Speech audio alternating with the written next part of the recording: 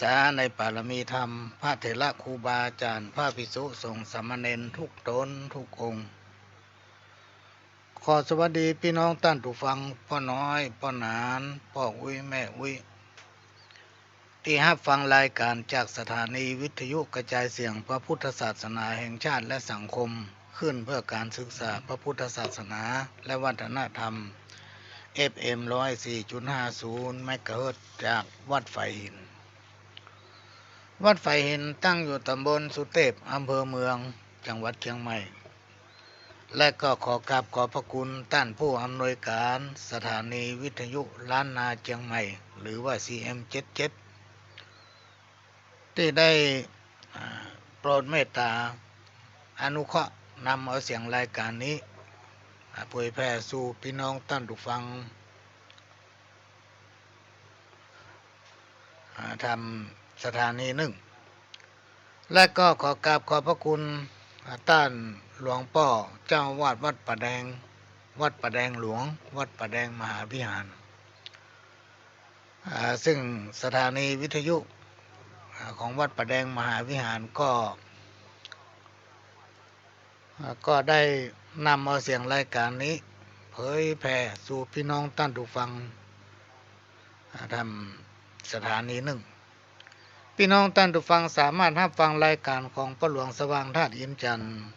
ประธานเครือข่ายของทูลแม่ของแผ่นดินจังหวัดเชียงใหม่และ8จังหวัดภาคเหนือและก็เป็นประธานกลุ่ม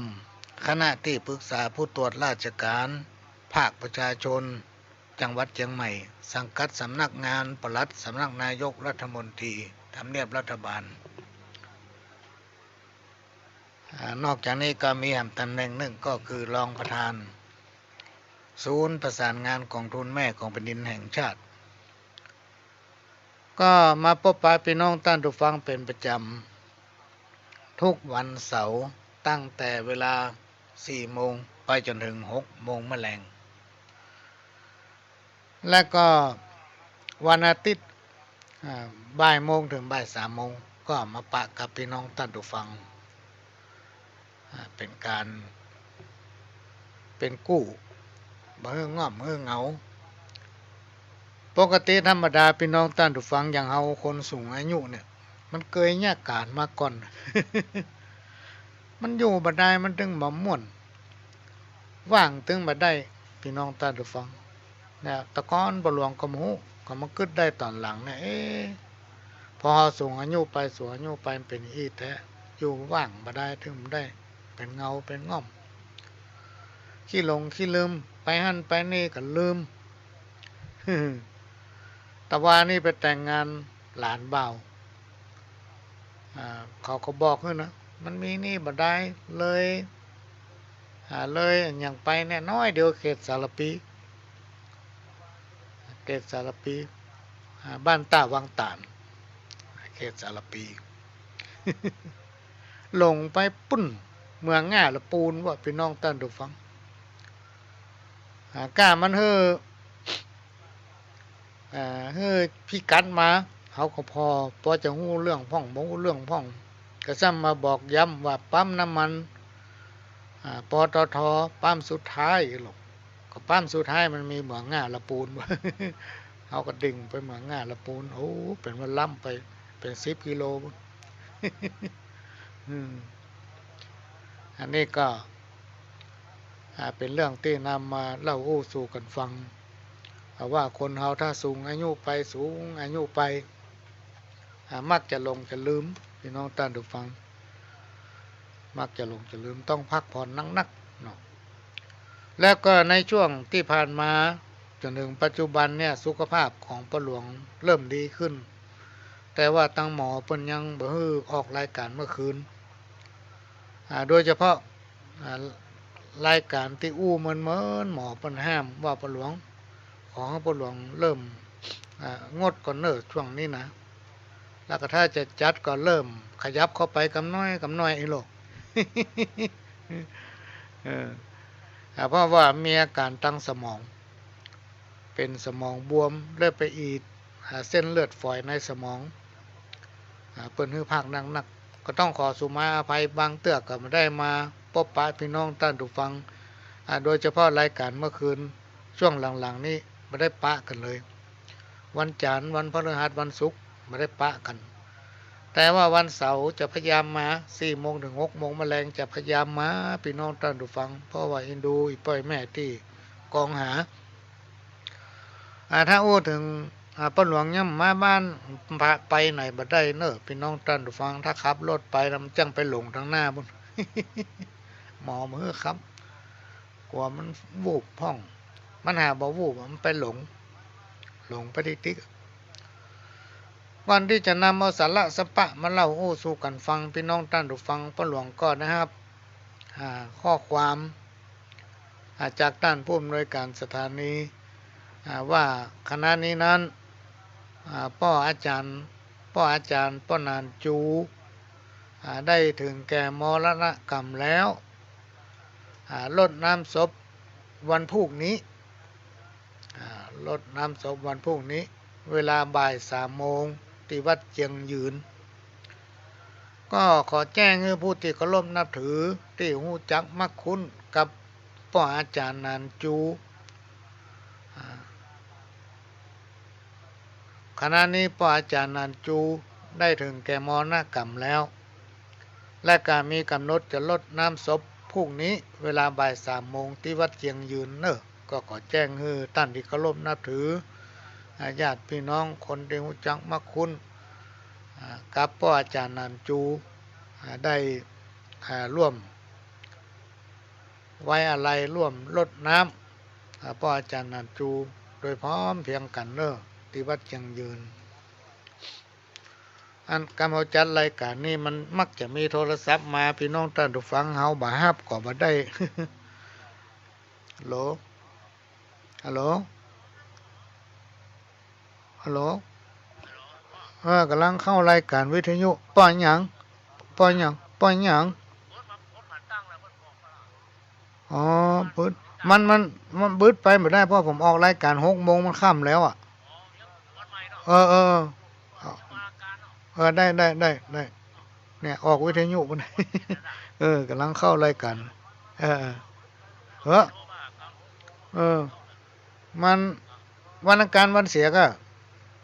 บ่เสียเดือน 6เลยอยากจะเดือน 6กับเดือน 5ไปเสียเดื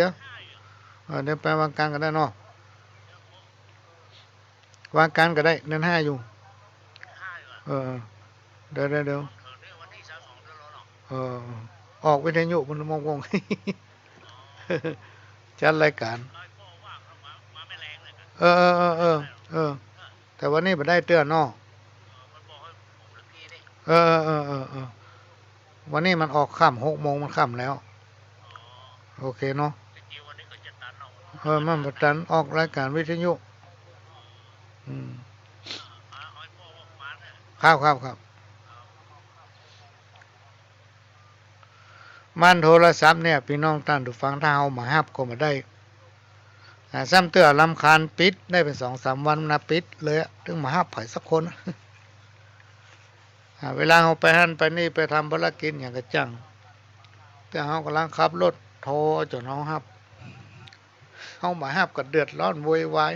เฮาโทรไปมันก็บ่ฮับ บางทีมันมีภารกิจมีอย่างด่วนๆปิดก็ไม่ได้นี่ก็ต้องขอสุมาภัยด้วยเนอะเสียงในฟิล์มออกไปตุย ก็ต้องแจ้งย้ำกรรมเพราะอาจารย์นานจูได้ถึงแก่มรณกรรมจะมีพิธีรดน้ำศพวันพรุ่งนี้ที่วัดยังยืนบ่าย3 โมงเนอะพี่น้องท่านฟังนี้เขาขอแจ้งให้ทราบแล้วก็ในวันที่21เริ่มตั้งแต่บ่ายโมงเป็นต้นไปวันที่21 กุมภาพันธ์ 2563ที่สุสานหนองป้อมของบ้านล่องอ้อวัดล่องอ้อก็จะได้ไปอยู่จำวัดกันโดยเริ่มตั้งแต่วันที่21พี่น้องท่านผู้ฟังจะไปทำบุญตานหาผีแต่เก่าเน่าเมินที่สุสาน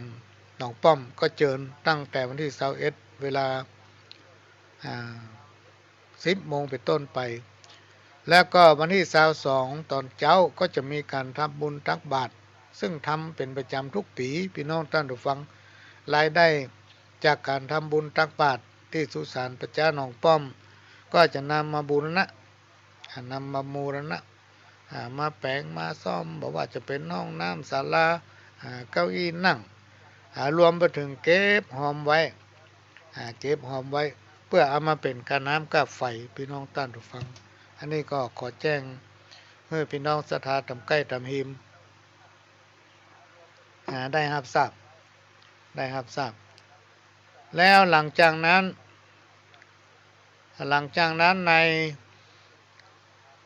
วันที่15-16มีนาคมที่วัดหลวงอ้อก็จะมีพิธีมีประเพณีธาตุส่งน้ำพระธาตุมีถึง2วันมีถึงวันที่15นั้นตอนบ่ายก็จะมีพิธีทักษิณาวันที่16ตั้งแต่ตอนเช้าไปถึงบ่ายก็จะเป็นพิธีทำบุญก็กำลังจะทำหนังสือถึงท่านผู้อำนวยการสถานีก็จะขอมาถึง2วันนั่นแหละมาวันที่15แล้วก็วันที่16วันที่15ก็จะมีพิธีตอนช่วงบ่ายวันที่16มีพิธีตั้งแต่เช้าไปเลยไปจนถึงบ่ายก็อาจจะมาถ่ายทอดเอาคณะที่มีพิธีอย่างช่วงบ่ายก็จะมีตั้งแต่บ่าย3 โมงไปจนถึงค่ำแล้วก็ของวันที่16ก็จะมีตั้งแต่เช้าไปจนถึงบ่าย3 โมงอย่างนี้เป็นต้นมีมหรสพถึง2 คืนมีถึงคืนวันที่15มีถึงคืนวันที่16นี่ก็ขอแจ้งประชาสัมพันธ์ให้พี่น้องท่านผู้ฟังแล้วทางบ้านใต้บ้านเหนือที่เคารพนับถือกันมีข่าวจะให้ประชาสัมพันธ์เกี่ยวกับกิจกรรมของวัดวานี่เชิญได้เนอะ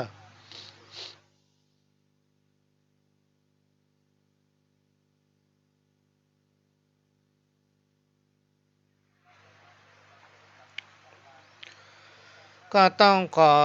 อบพระคุณพี่น้องท่านผู้ฟังที่ได้ติดตามรับฟังรายการของพระหลวงสว่างธาตุเย็นจันทร์ทางสถานีวิทยุแห่งนี้ถึง3 สถานี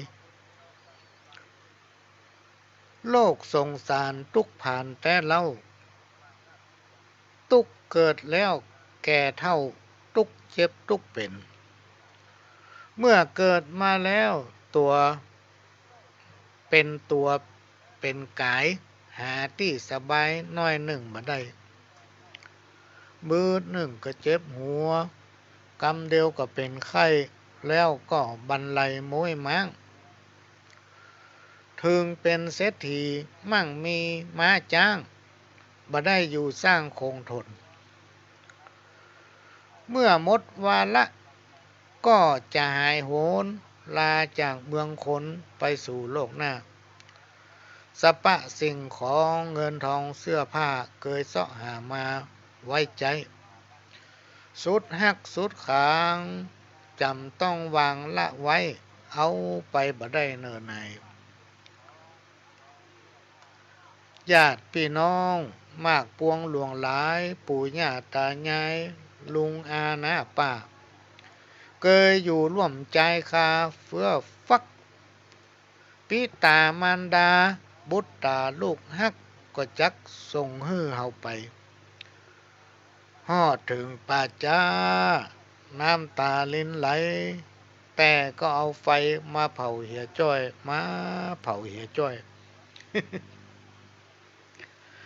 กรรมเนี้ยพี่น้องท่านผู้ฟังมันเป็นอุทาหรณ์เตือนใจให้คนเฮาทั้งหลายในโลกสงสารเฮาเนี่ยทุกคนที่เกิดมาอยู่ในโลกคือโลกมนุษย์ของเฮาเนี่ยที่เปิ้นมีสำนวนโบราณแต่งเป็นข้าวมาเนี่ยมันต้องทุกผ่านแต่เล่าทุกเกิดแล้วแก่เท่าทุกเจ็บทุกตายเมื่อเกิดมาแล้วเป็นตัวเป็นกายหาที่สบายน้อยหนึ่งบ่ได้บึดก็เจ็บหัวบึดก็เป็นไข้ในที่สุดก็ตาย แม้นว่าจะเป็นเศรษฐีมั่งมีไม้จ้างบ่ได้อยู่สร้างคงทนมันมีไผอายุเป็นร้อยเป็นพันปีพี่น้องท่านผู้ฟังเมื่อถึงวาระมันก็ต้องตายเหมือนกันทุกคนไปสู่โลกหน้าแล้วเรายังยืนยันบ่ได้เลยว่าโลกหน้ามันเป็นจะใดมันเป็นจะได้พ่องคนตายแล้วไปอยู่กันยังได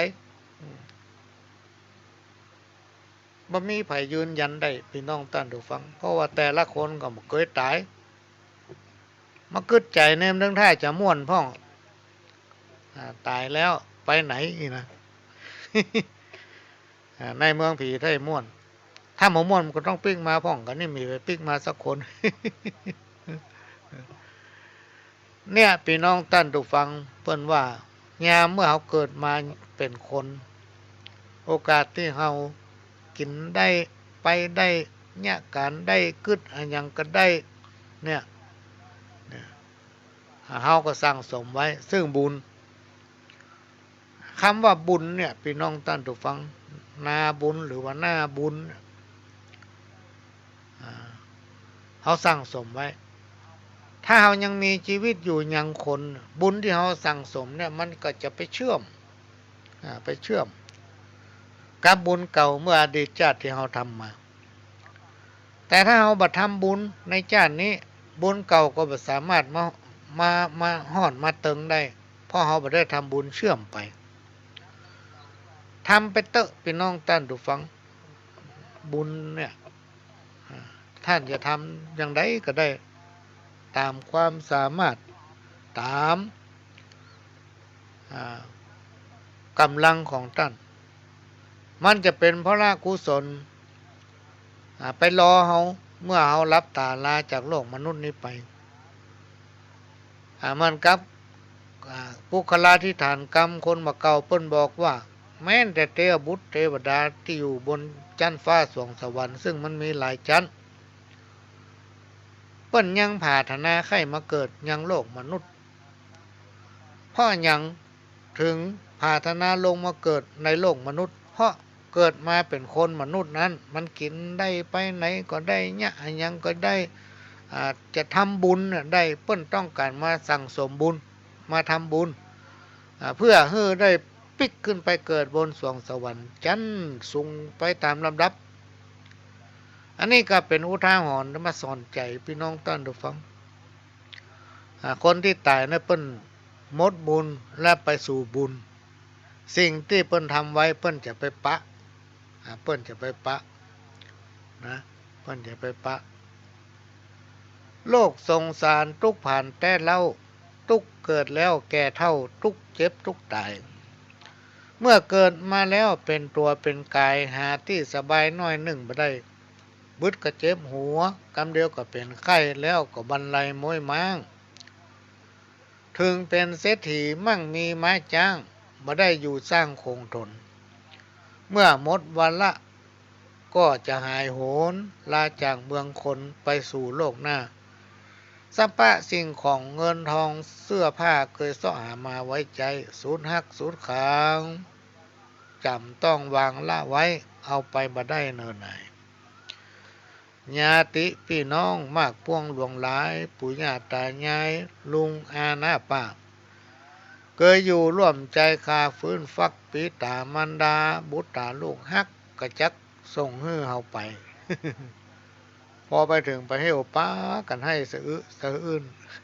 กันเดียวเผาเขาแล้ว มีไฟดดเข้ากล่องไฟตัวสักคนป่านปิกบ้านหมด นี่ก็เป็นอุทาหรณ์คนที่ตายแล้วเปิ้นก็ป้นทุกไปคนที่มีชีวิตอยู่นี่ก็ต้องเวียนเป็นเมื่อวันเมื่อคืน ตามกรรมไผเป็นมันบาปบุญคุณและโทษเนี่ยพี่น้องท่านผู้ฟังมันเป็นสิ่งที่ตั้งหลายเนี่ยจะต้องได้ปะได้พบนะมันจะแจ้จะเวยทั้งอันนี้ก็เป็นสิ่งที่เอามาเล่ามาอู้สู่กันฟังพี่น้องท่านผู้ฟังที่แรกว่าจะมาอู้เรื่องเวรตาลเพราะว่าเขาอู้ไปเตื่องละ แล้วก็ปรากฏว่าวันเนี้ยพี่น้องท่านผู้ฟังได้มีโอกาสพบปะกับท่านแต่ว่าผู้ฮู้ก็แม่นแต่มันฮู้คนละอย่างเปิ้นเป็นผู้ที่มีประสบการณ์มีวัยวุฒิทำงานระดับสูงท่านหนึ่งแต่มาปลูกบ้านแปลงเฮือนอยู่พ่อหลวงก็มีโอกาสได้ไปยังบ้านของเปิ้นพอดีเปิ้นบอกฮู้เรื่องศาสนาเนี่ยเรื่องพุทธของเฮาเนี่ยพี่น้องท่านผู้ฟังเดิมทีเปิ้นอย่านับถือหยังก็บ่ฮู้แต่เปิ้นมาอยู่บ้านเฮาเพิ่นก็จะทำพิธีแบบบ้านเฮาก็อธิบายให้เพิ่นฟังว่าโดยโดยหลักเนี่ยประเพณีพื้นบ้านล้านนาของเฮาเนี่ยถ้าเฮาจะทำบุญบ้านใหม่เนี่ยถ้าเฮาพอมีสตางค์เฮาบ่นักเขาก็นิมนต์ทุกเจ้าสัก5ตนก็ได้ถ้าเฮาพอมีสตางค์นักเฮาจะเอา9ตนก็ได้พี่น้อง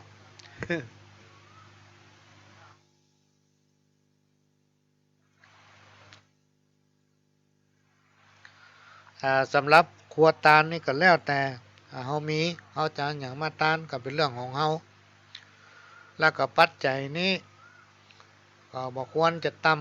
ำบ่ควรจะต่ำ300เนาะ เพราะว่าตังค์100มาไปจ่ายหยังบ่ได้โลกพี่น้องท่านผู้ฟังลองเอาไปเติมน้ำมันโลเติมน้ำมันรถยนต์นี่ยังปลอมซ้ำเขาเติมน้ำมัน100เดือนนี่เขาพอหน้านะขนาด300ยังรู้พอหน้าอยู่ รถยนต์เนี่ยแต่ถ้าเป็นรถเครื่องยังเติมได้อยู่ตังค์บ่ค่อยมีก้ามันหมดก้ามันน้อยล้ำมีตังค์100นี่เข้ากาดบ่พอเน้อพี่น้องท่านผู้ฟังในยุคสมัยนี้บ่ใช่เหมือนสมัยก่อนอันนี้เขาโอ้ถึงก้าของสตังค์เพราะฉะนั้นการทำบุญพระสงฆ์องค์เจ้าก็ต้องมีความจำเป็นใจปัจจัยบ่ว่าจะขึ้นรถขึ้นรางบ่ว่าจะซื้อหนังสือหนังหาสปะสะเป็ดจีปะทะพี่น้องท่านผู้ฟัง จีปะทะถ้าออกวัดไปทางนอกไปโจรเข้าตอนเนี่ยโจรเพ่นก็ต้องไปซื้อสันพี่น้องท่านผู้ฟัง มันต้องใจสตางค์เหมือนคนบ้านขึ้นรถเพิ่นก็เก็บสตางค์เนาะถ้าเอารถวัดไปก็ต้องเติมน้ำมันต้องมีสตางค์ของคนขับอย่างนี้เป็นต้นก็เลยบอกว่าบุคคลต่ำ300ปกติบ้านทางเฮาเนี่ยก็300 500ถ้าเปิ้นเป็นพระผู้ใหญ่ก็ปันขึ้นทางบนพวกเนาะ จัดรถไปรับเหี่ยแล้วก็ครัววัดก็ไปยืมได้ไปติดต่อไปถามเปิ้นว่ามันต้องใจหยังพ้องเท่า5ตนก็อาสนะ5ชุด5ตั๋วโต๊ะหมู่บูชาพระเจ้าเนาะพระเจ้าแจกันมันครบสุดนี่อยู่ที่โต๊ะบูชาหั่นน่ะแล้วก็บาตรน้ำมนต์บาตรน้ำมนต์ขันเขาตอกดอกไม้ถ้าเฮาพอมีสตังค์ก็ขอคนนั้นแปลงให้คนนี้แปลงให้ได้ขอเพิ่นมาช่วยก็บอกไปเงี้ยลากันสูตรก็ควรใส่ถ้าเพิ่นมา5ตนก็ใส่5ซองอาจจะซอง50 บาท200 5ซองใส่ที่คำตั้งสูตรท่านก็แนะนำไปถ้าเพิ่นมีเทศธรรมพอเจริญพุทธมนต์เสร็จเรียบร้อยเพิ่นจะมีเทศธรรมก็มีซององค์ที่เทศจะได้2ซองก็คือซองที่1เป็นซองกันเทศธรรมอานิสงส์ทำบุญบ้านใหม่ซองที่2ก็เป็นซองปัจจัยไตรยทานที่เฮาจะทานนี่ก็แนะนำบอกเข้าไปแล้วแต่เปิ้น แล้วมันต้องมีคนบ้านมานำว่าอันนั้นเป็นห้องพ่ออาจารย์พี่น้องบ้านเฮานี่เป็นห้องมัคคทายกหรือว่าพ่ออาจารย์พ่ออาจารย์เนี่ยจะเป็นคนมากล่าวนำตาลมาบอกให้เฮามาสอนเฮาที่ฝรั่งเปิ้นว่านะกะโอ้พี่น้องคนไทยอุบาสกบาสิกาเจ้าพุทธเนี่ยพญาปึกพี่น้องทุกครั้งที่จะมีการทำบุญต้องมีคนไปสอนก่อนนี่หรอว่ากำเก่านะสุดปีสุดแรงประจำสักเตื้อ เปิ้นห้องมันมีคนนำตามก็คือมัคคทายกเนาะ เออต้องมากล่าวนำคือจัดที่จุดเทียนธูปบูชาพระรัตนตรัยไหว้พระสมทานศีลนี่เนาะโอกาส สุมมาควาตานโอกาสเวนตานอาราธนาธรรมอาราธนาพระปริตก็ต้องมีการตั้งฮือเปิ่นมีปัจจัยมอบฮือเปิ่นเหมือนกับทุเจ้าตนหนึ่งพ่อปู่จารย์นี่ยอดมันเจ้าทุเจ้าไอ้น้อ แต่ถ้าพ่อหลวงนี่แปลงหน่อยอีพ่ออย่างพ่อเขาไป2-3 วันก็เราไปช่วยไปแปลงไปแต่งไปดาไปแยกการตัวเองอูเล่นเนอะก็มีโอกาสเวนตานถามว่าโอกาสเวนตานคืออย่างโอกาสเวนตานคือช่วงที่เขาจะมอบหรือถวายของทานรวมไปถึงเสนาสนะ100 อันปันอย่างแด่พระสงฆ์องค์เน้นตามประเพณีพื้นบ้านล้านนาของเขาเจ้าพุทธโดยเฉพาะทางเหนือเขาเนี่ยพี่น้องท่านถูกฟังทุกวัดจะต้องมีมัคคณายกนะมัคคณายกหรือว่าป้ออาจารย์วัดเป็นผู้กล่าวนำตาลก็คือเป็นคนนำเอิ้นเป่ากล่าวบอกเทวบุตรเทวดาบรรพบุรุษปู่ย่าตายายพี่น้องวงศาคณาญาติผู้ที่ล่วงลับหรือว่าตายไปแล้วรวมถึงสรรพสัตว์สรรพสิ่ง4 ตีน2 ตีนอันเป็นเจ้ากรรมเจ้าเวรได้ครับหูกรรมว่าโอกาสเวรตาลเนี่ยพี่น้องท่านผู้ฟังทั้งหลาย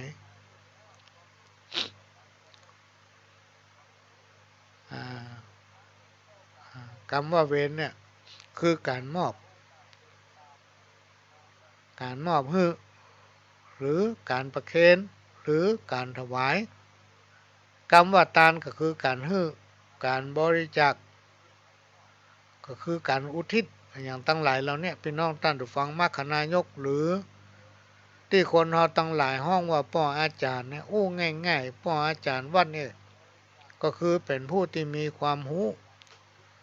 และเป็นผู้ที่มีภูมิปัญญาพื้นบ้านรู้จักขนบธรรมเนียมหลักของการปฏิบัติงานทำบุญทุกอย่างของคนล้านนาเฮาจะต้องมีป้ออาจารย์หรือคนนำตาลก็คือคนก้าวนำตาลก่อนที่จะมีการก้าวเว้นตาลหรือจะมีการทำบุญและก่อนที่พระสงฆ์องค์เนนที่ตั้งเจ้าภาพได้อาราธนานิมนต์ไว้จะเดินทางมาถึงในงานนั้นๆพ่ออาจารย์จะต้องเดินทางไปที่งานทำบุญนั้นๆก่อนเสมอเมื่อมาถึงก็จะต้องจัดเตรียมสถานที่ดูแลความเรียบร้อยและความพร้อมในงานนั้นๆเป็นต้นว่าจัดโต๊ะหมู่ปูชาจัดอาสนะสงฆ์เตรียมบาตรน้ำมนต์โยงได้สายศีลสิ่งที่ขาดบ่ได้ทุกงานที่ทำบุญก็คือขันข้าวตอกดอกไม้ธูปเทียนที่คนเฮาตั้งหลายห้องว่าขันน้ำตาลนอกจากในขันน้ำตาลจะมีข้าวตอกดอกไม้ธูปเทียนแล้วก็จะมีสลุงน้อยๆหรือว่าแก้วก็ได้ก๊อกจอกก็ได้ภายในสลุงหั่นมีน้ำขมิ้นส้มปล่อยหรือน้ำอบน้ำหอมใส่ที่ในพานนั้นเอาวางในพานท่านพี่น้องท่านทุกฟังในยุคปัจจุบันนี่เขาบ่ใครใจส้มปล่อยแล้วเฮ้ยส่วนมากจะใจน้ำอบน้ำหอมส้มปล่อยเนี่ยพี่น้องท่านทุกฟังมันโดนเสื้อขาวถึงบัดได้เน้อซักกระตึงบ่ออกเป็นวาวอยู่หั่นน่ะส้มปล่อยกับยางกล้วยนี่นะเสื้อปหลวงนี่บางทีเสื้อขาวชุดไม่แท้ๆโอ้โดนใส่ยางกล้วยเสด็นใส่โดนน้ำขมิ้นส้มปล่อยเป็นเหลืองพี่น้องท่านทุกฟังซักตึงบ่ออกลายเป็นจุดเขาโมโหว่ามันมีผ้านุ่งก็ว่าจะได้นั่นที่เขาซื้อมาใหม่แท้ๆและกาบกล้วยเนี่ยพี่น้องท่านทุกฟังเวลาเขาจะแปลงสตวงหรือว่าแปลงกระทงเนี่ยเขาจะต้องปาดหรอกจะต้องขูดเป็นให้มันเป็นห้อยแล้วถึงพับขณะที่เขาขูดนั่นน่ะมันจะต้องขูดเข้าตัวเก่ามันถึงสะเด็นใส่ผ้าใส่ขัวเป็นเป้าใจน้ำอบน้ำหอมเนี่ยมันเป็นอย่างโดนผ้าโดนครัวก็เป็นอย่างถ้าใจน้ำส้มปล่อยแล้วโอ้ ยุ่งละประการที่สองพ่ออาจารย์จะบอกเจ้าภาพเปิ้นแปลงขันแก้วทั้งสามเปิ้นห้องว่าขันสามแนะนำให้ผู้ที่เป็นหัวหน้าครอบครัวเจ้าหรือว่าเจ้าบ้านทนำดอกไม้ธูปเทียนใส่ขันทั้งสามนั้นนะก่อนเปิ้นบอกว่าจะเป็นในวัดในวาหรือว่างานอย่างก็แล้วแต่เนี่ยพระใจจะต้องใส่นำก่อนแล้วมันยิงถึงตามอันนี้ก็เป็นเครื่องสักการะบูชาซึ่งพระพุทธพระธรรมพระสงฆ์ประการที่สามสำคัญหนึ่งก็คือขันคอศีลถ้าไผ่บ่เคยไปวัดบ่เคยไปร่วมงานบ่ได้ไปสังเกตเปิ้นว่าเปิ้นเนี่ยอันหยังพ่องบ่ฮู้นะพี่น้องท่านผู้ฟัง เวลาพ่ออาจารย์หรือว่าหรือว่าวิทยากรเปิ้นประกาศว่าอ๋อขอเรียนเชิญพ่ออันนั้นก็ดีพ่ออันนี้ก็ดีไปประเคนขันขอศีลหรือว่าขันสมทานศีล ใจฮู้เรื่องพี่น้องท่านผู้ฟังเร็ววักเร็ววักอันใดเป็นใดหมูว่ามันหมูเรื่องหมูจักขันศีลถ้าไผอยู่ใกล้ไปบอกอันนั้นขันดองนะเกณฑ์ขันดอง มันถึงจะฮู้หลายๆคนเวลามีการมีงานพี่น้องท่านผู้ฟังบอกว่าการเป็นการตายงานทุกอย่างถ้าเฮาบัดล่ำไปหรือว่าเฮาไปงานเปิ้นเฮาไปนั่งอยู่ตั้งนอกแกบ่สนใจหยังสักอย่างไปแต่ไปร่วมงานเปิ้นแต่ว่ามันได้สนใจหยังนั่งอยู่ตั้งนอกเพิ่นยกกันเข้ามาเฮาก็กินไปเลี้ยงเข้าลง กินข้าวแล้วอยู่สักบึดสักเมื่อก็ไปมาดูพิธีพิธีกรรมเปิ้นพอตกถึงตาตัวมาเนี่ยพี่น้องท่านผู้ฟังมืดแปดด้านอันยังก็บ่ฮู้ซักอย่าง เออเพราะฉะนั้นก็ช่วยกันเน้อพี่น้องท่านผู้ฟังอนุรักษ์รักษาไว้บอกลูกบอกหลานให้มันสืบทอดกันไปบ่ใช่ว่าเสียงอีพ่ออีแม่เสียงปู่อุ้ยแม่อุ้ยแล้วละอ่อนบ่ฮู้เรื่องละอ่อนบ่ฮู้เรื่อง ในที่สุดมันจะสูญหายหมดอันนี้ก็เป็นสิ่งที่นำมาฝากไว้ก็ไปแนะนำเปิ้นอย่างเงี้ยเปิ้นฟังว่าเมื่อเตรียมอันยังเรียบร้อยหมดทุกอย่างพร้อมแล้วขั้นตอนต่อไปพ่ออาจารย์จะเป็นผู้กล่าวนำไหว้พระหับศีลนะหลังจากนั้นหับศีลเสร็จเรียบร้อยก็พ่ออาจารย์จะกล่าวคำอาราธนาพระปริตรพระสงฆ์องค์เน้นเถระครูบาอาจารย์ก็จะได้เจริญพุทธมนต์เมื่อจบแล้วเปิ้นก็จะเทศธรรมอย่างเราทำบุญบ้านใหม่ก็จะเทศธรรมอานิสงส์ทำบุญบ้านใหม่ถ้าว่าเขาขึ้นบ้านใหม่มาเมื่อแล้วเปิ้นก็จะเทศธรรมมีในงานนั้นมีสืบชะตาเปิ้นก็จะเทศธรรมอานิสงส์สืบชะตาหลังจากนั้นพ่ออาจารย์ก็คือมรรคนายกเนี่ยก็จะกล่าวโอกาสเว้นประการแรกก็จะเป่าเตบุตรเทวดาอัญเชิญเตบุตรเทวดาเป็นห้องว่าแล้วก็มีการย่อกูลเล่าถึงประวัติงานนั้นๆนะว่าเป็นงานอะไรหยังนี่เนาะเป็นงานอะไรหยังก็มีการสุมาควตานนะมีการสุมาควตานเป่าเทวดาแล้วก็เว้นตาลแล้วก็เมื่อพระสงฆ์องค์เจ้าเถระครูบาอาจารย์ฮือศีลฮือพรพ่ออาจารย์ก็จะกล่าวคำแผ่เมตตานะคำแผ่เมตตาคำแผ่เมตตานี่ก็สำคัญนะพี่น้องท่านผู้ฟังคือท่านลองสังเกตว่าบางที่บางแห่งพอพระสงฆ์องค์เจ้าเถระครูบาอาจารย์เพิ่นปั่นปอนไปหยาดน้ำให้หมดคนว่ายะถา ฮือผีสปีฮือคนนี่เนาะถ้าถึงยะถากันเนอะก็หยาดน้ำประยุทธ์ไว้หยาดให้หมดมาไว้เพื่อแผ่เมตตา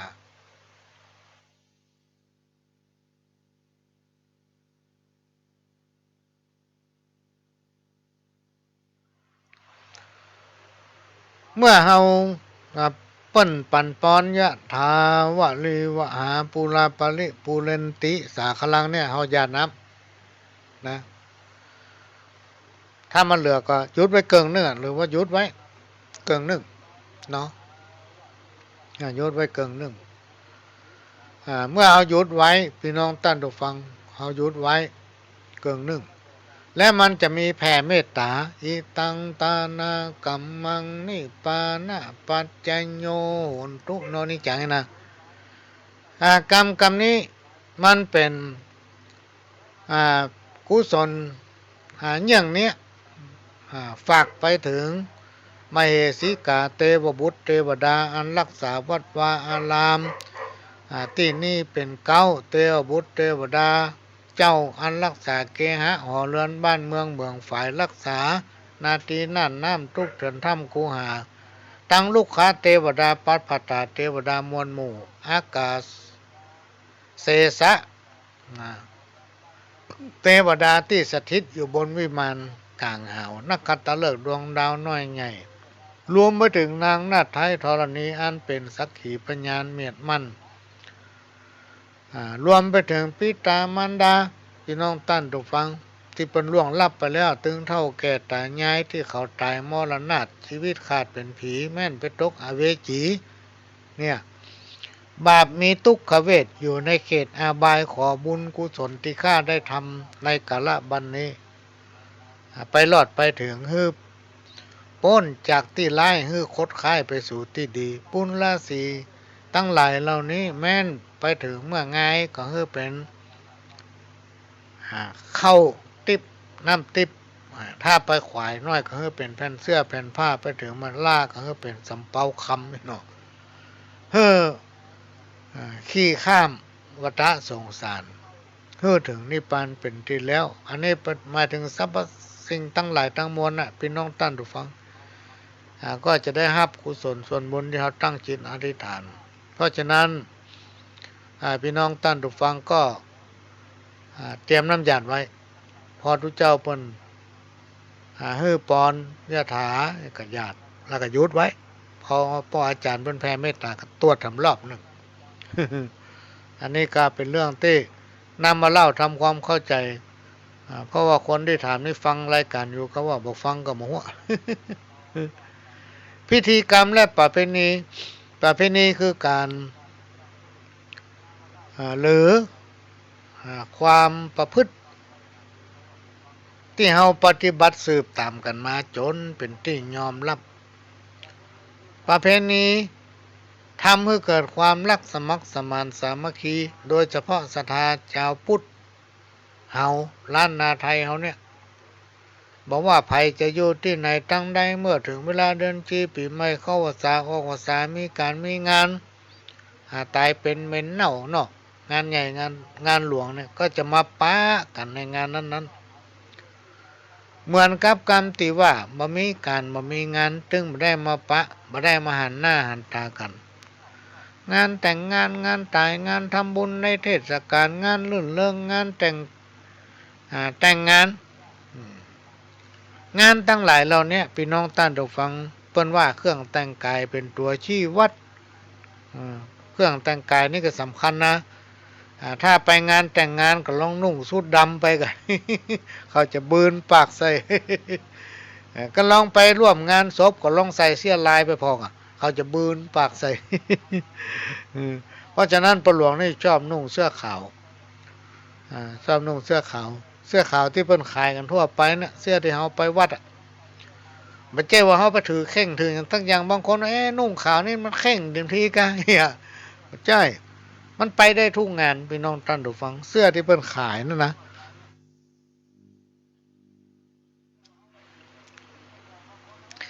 ชุด190ได้ถึงเตียวถึงเสื้อไปได้ทุกงาน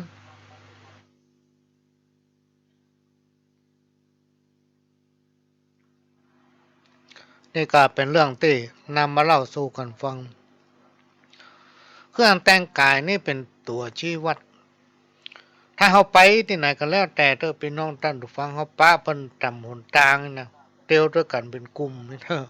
หรือเตียวด้วยกันเป็นแถวนุ่งเสื้อดำตอนนั้นมีศพ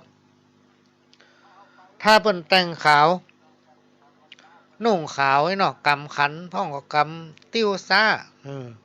มีครัวให้น้อยอยู่ในห้านอันนั้นแสดงว่าวัดเพิ่นมีงาน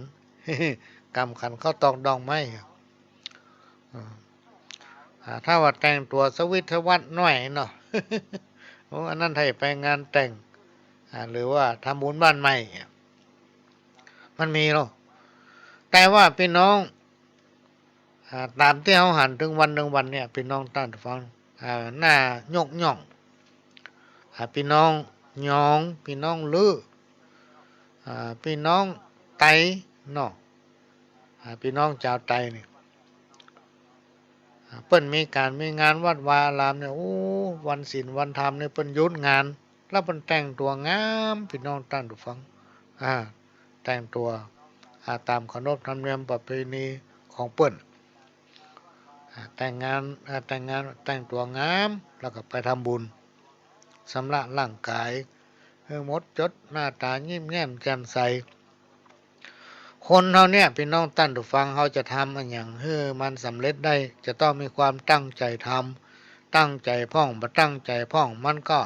บ่ค่อยมีความสำเร็จนะมันเขาทำบุญเนี่ยถ้าเราตั้งใจทำมันก็เป็นบุญ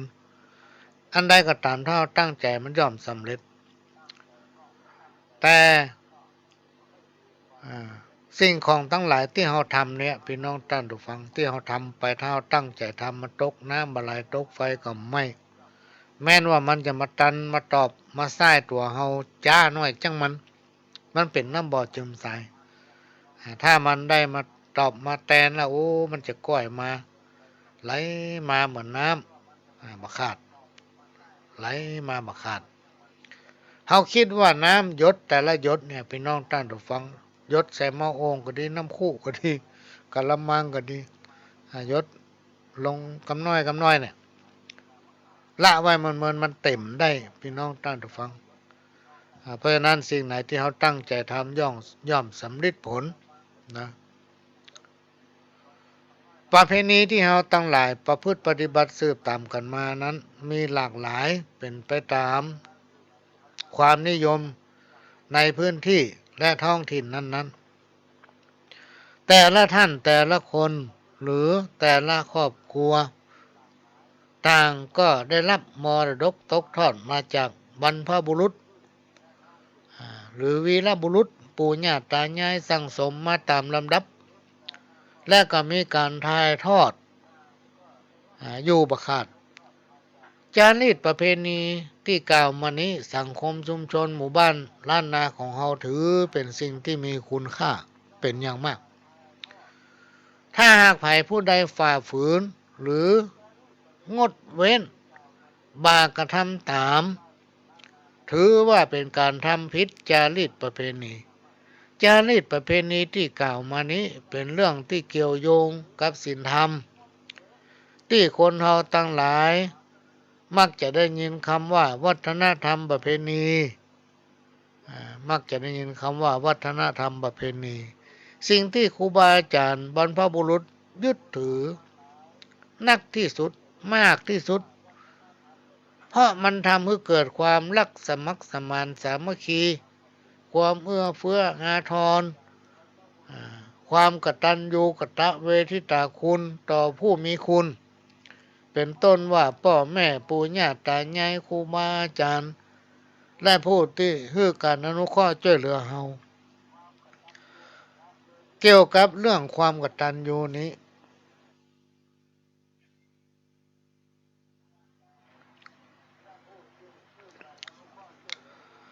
หากใครผู้ใด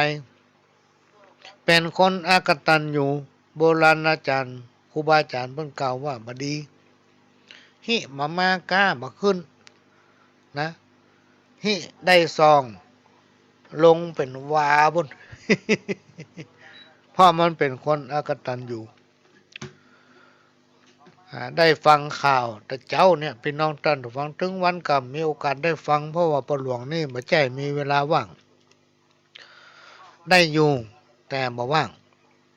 ที่บ่ว่างนี่เนี่ยอันนั้นจับอันนั้นเนี่ยอันนั้นจับอันนั้น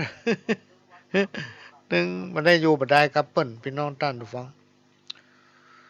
ใครนอนสักกรรมนี่ไม่ได้นอนอ่ะ อืมอันนี้ก็เอามาอู้ให้ฟัง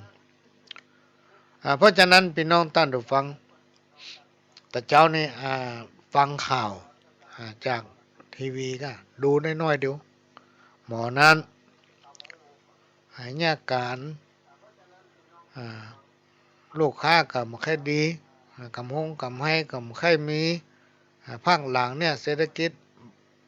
หมุนเวียนบัดนี้เลยเนาะกุ้มใจว่ะใหญ่แล้วนะแก่ละอายุ50-60แล้วซื้อเหล้าไปนั่งกินโดยป่อ ไปกึดใจในกินไปกินมาป่อสอนลวดดามาเนาะเนี่ยตะกอนยิ่งมาเก็ตประกำมาหิมาหอมไว้เนาะ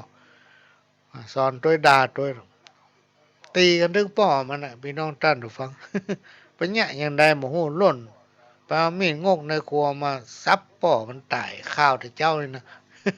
เนี่ยเปิ้นฮ้องอากตันอยู่โดยเฉพาะกูลคนเนี่ยพี่น้องท่านผู้ฟังถ้าไผลืมกูลคนที่เคยฮื้อการอนุเคราะห์ช่วยเหลือเฮาระวังไว้เถอะพี่น้องท่านผู้ฟังมันถึงบ่ดีเสียงท่านบ่มีเรื่องอันหยังที่มากำเฮาถ้าเฮาลืมกูลคนนี่นะอันนี้ก็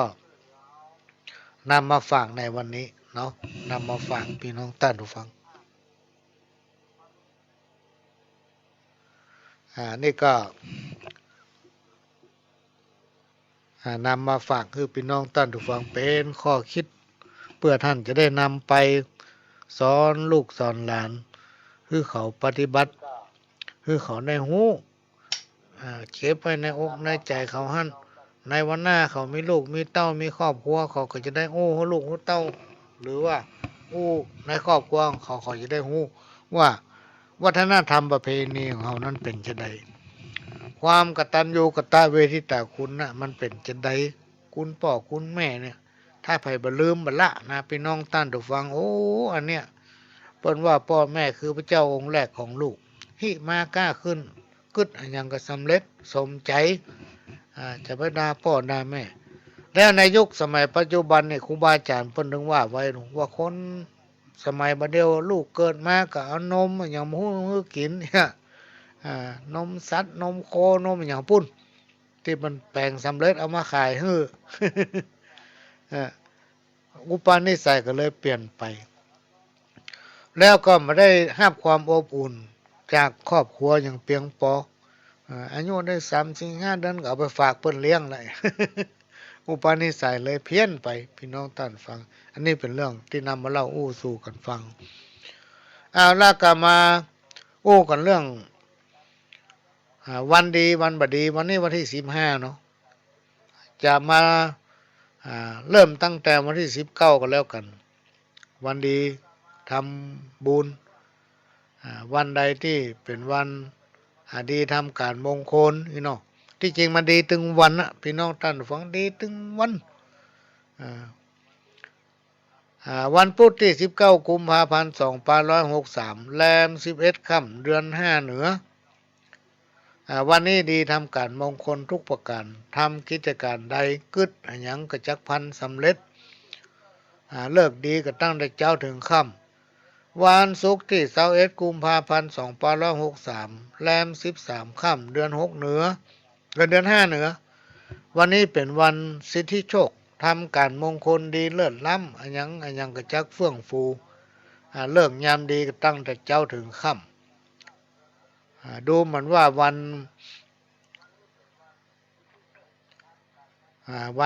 ที่21เนาะวันศุกร์ที่21 กุมภาพันธ์2563เนี่ยวันนี้เปิ้นมาซื้อสัตว์มาเลี้ยงน่ะบ่ค่อยดีมันใหญ่มันจะเป็นเปี้ยเนาะแล้วก็วันเสาร์ที่22 กุมภาพันธ์2563แรม14ค่ำเดือน5เหนืออันนี้เป็นวันอาทิตย์บดีเป็นวันหัวเลี้ยงหมอนเป็นวันดีกระดั้งทำการมงคลดีทุกประการจังมีผลที่งดงามตามมาถ้าดูเลิกงามดีเนี่ยพี่น้องท่านผู้ฟังตะวันขึ้นก็ดีละไปจนถึงค่ำบ่แล้วก็ วันจันทร์ที่24กุมภาพันธ์2563ขึ้น2ค่ำเดือน6เหนือวันที่22กุมภานี่เป็นเดือน6แล้วอันนี้เป็นวันธงชัยเป็นวันหัวเลี้ยงหมอนทำการมงคลดีทุกประการจังมีความเจริญรุ่งเรืองเลิกยามดีตั้งแต่เจ้าถึงค่ำวันพุธที่26กุมภาพันธ์2563ขึ้น4ค่ำเดือน6เหนือวันนี้เป็นวันมหาสิทธิโชคทำการมงคลดีเลิศล้ำคิดการสิ่งใดก็จักพันสำเร็จเลิกยามดีตั้งแต่เจ้าถึงค่ำ แล้วก็วันศุกร์ที่28กุมภาพันธ์2563ขึ้น6ค่ำเดือน6เหนือวันนี้เป็นวันนันทดิถีดีทำการมงคลจักสมดังใจปรารถนาทุกประการเลิกยามดีก็ตั้งแต่เจ้าถึงค่ำวันที่29กุมภาพันธ์2563ขึ้น8ค่ำเดือน6เหนืออันนี้เป็นวันที่29กุมภาเนี่ยเป็นวันเก้ากล่องพี่น้องท่านผู้ฟังวันนี้เป็นวันที่29กุมภาพันธ์เนี่ยเป็นวันเก้ากล่องและเป็นวันอมฤตโชคทำการมงคลดีแต่เปิ้นมือเผาผี เปิ้นห้ามมือเผาผีแล้วก็เดือนมีนาจะอู้ถึงเดือนมีนามีนาคม2563เดือน6เหนือเดือน6นี่เสียวางกันวันเดียวเนอะพี่น้องท่านผู้ฟังที่อู้ไปนี่ถ้าท่านมีปฏิทินน้อยๆท่านก็เอาดินสอเกาะไว้เนาะขณะนี้พี่น้องท่านผู้ฟังก็กำลังรับฟังรายการสาระสปะร้อยอันปันเรื่องหรือว่าสารธรรมกรรมเก่าข้าวห้ำพังนี้บ่ค่อยมีข้าวพี่น้องท่านผู้ฟังเนื่องจากว่าสุขภาพพ่อหลวงบ่ค่อยดีเท่าใดก็เลยบ่ค่อยเอาข้าวมาอ่าน หมอเพิ่นมื้ออู้นักเนี่ยอันนี้ขนาดมื้ออู้นักนะ2 ชั่วโมงก็มีหลายท่านฟังจากสถานีวิทยุล้านนาเชียงใหม่หรือ CM77 ทุกชั่วโมงพี่น้องท่านผู้ฟังสถานีวิทยุ CM77 เพิ่นจะมีข่าวต้นชั่วโมงเพิ่นจะตัดไปแป๊บหนึ่งแล้วก็มาปะกันใหม่บางผู้บางท่านโอ้ตัดไปละไอ้น้องเพิ่นมีข่าวต้นชั่วโมงนี้ขอแจ้งให้ทราบและก็สถานีวิทยุพระพุทธศาสนาแห่งชาติและสังคมขึ้นเพื่อการศึกษาพระพุทธศาสนาและวัฒนธรรม FM 104.50 เมกะเฮิรตซ์วัดฝ่ายหินสถานีวิทยุวัดฝ่ายหินนั้นเป็นของพี่น้องคนฟังทุกท่านเนอะพี่น้องท่านฟังเฮาจะต้องช่วยกันทนุบำรุงนะเพราะมีการทนุบำรุงตลอดพี่น้องท่านฟังถ้าเฮาบ่ทนุบำรุงมันเข้าหน้าฝนหน้าลม ก็เดียวก็เหลือการเสียงโซ่โซ่โซ่ ฟังก็ชัดเจนและก็ทำสถานีหนึ่งเป็นสถานีขึ้น92น่าจะแม่นขึ้นพัฒนาคุณภาพชีวิตของวัดหลวงป่าแดงพี่น้องท่านผู้ฟังสามารถรับฟังรายการของพ่อหลวงในเวลานี้พร้อมกันถึง3สถานีก่อนที่จะมาอู้ถึงวันดีทำการมงคลเนาะของเดือนมีนาคม2563เดือน6เหนือเดือน6เหนือเดือน6นี่เสียวางกันวันเดียวพ่อหลวงก็จะขออนุญาตกับพี่น้องท่านผู้ฟังขอย่างสักกำนะพักสักกำเนื่องจากว่ามีแขกมารออยู่ทั้งนอก ก็จะเปิดเทปเก่าให้ฟังสักแป๊บหนึ่งเดี๋ยวก็มาปะกันใหม่เจิญครับบุญญาปาละพระปอปิตามีเต้าได้จากฟังเนอลูกเต้าบุญตามโน้นเรือเนื้อหัวทางเก้าเป็นสัตว์บางเงาลมพัก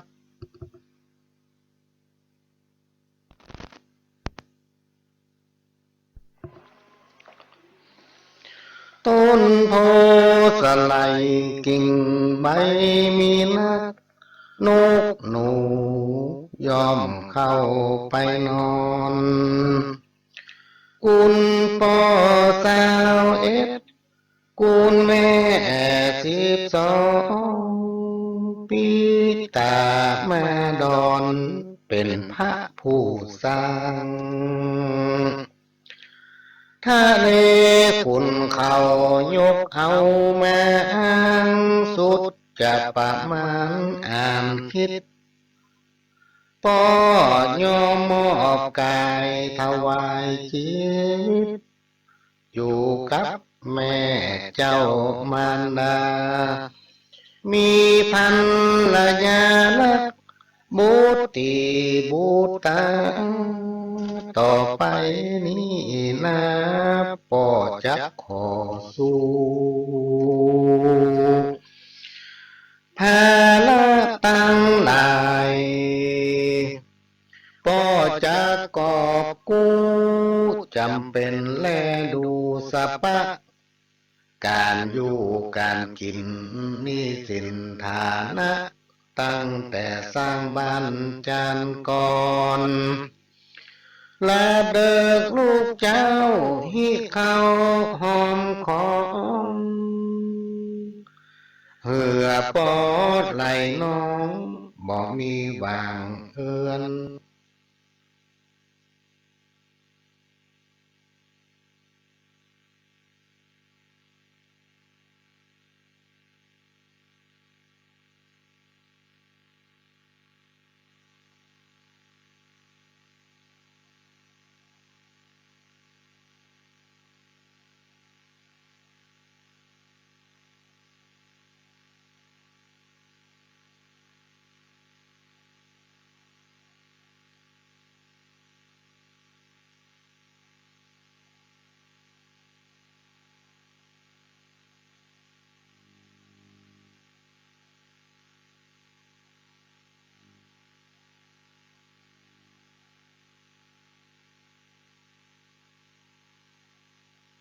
แต่เล็กน้อยใจคน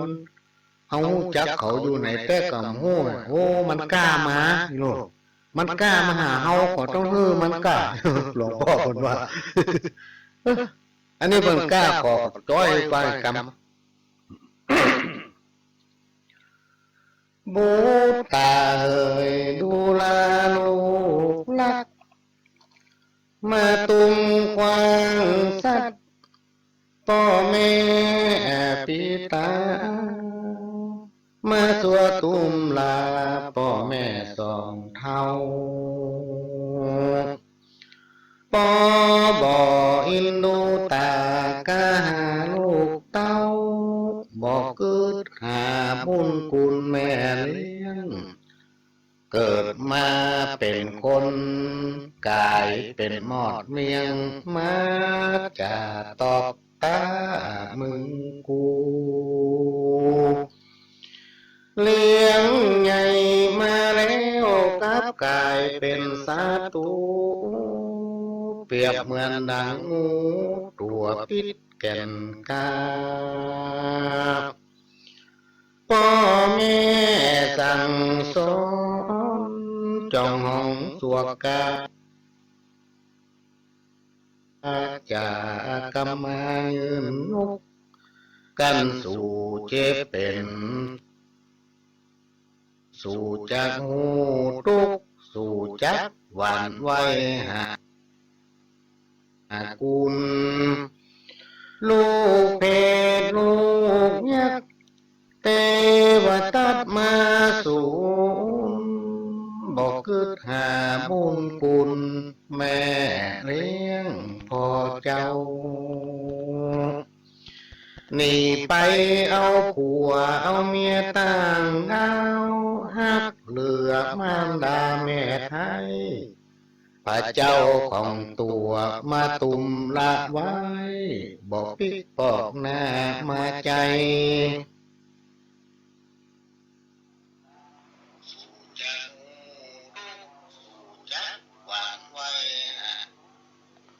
ก็ผ่านไปพี่น้องท่านผู้ฟัง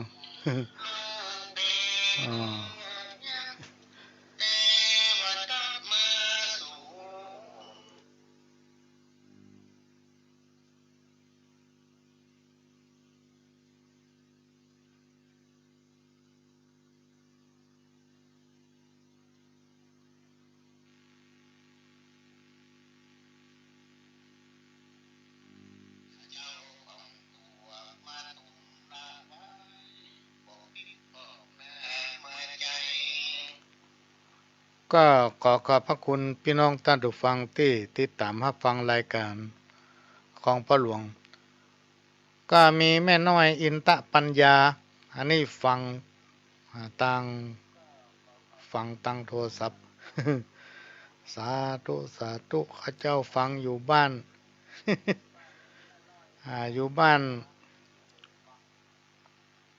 ป่าแฝกกลางก็ว่าแม่แฝกกลางวะเนี่ยตำบลป่าแฝก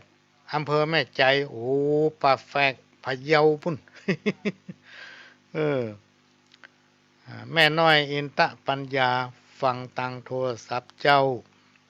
ก็ขอขอบพระคุณแม่น้อยอินตะปัญญาเนอะอยู่พะเยาโอ้ป่าส้มเปิ้นล้ำถ้าอู้ถึงพะเยากับแหนมนางหมูของพี่น้องพะเยาอร่อยก็ต้องขอกราบขอบพระคุณเป็นอย่างสูงจากพะเยาเนาะ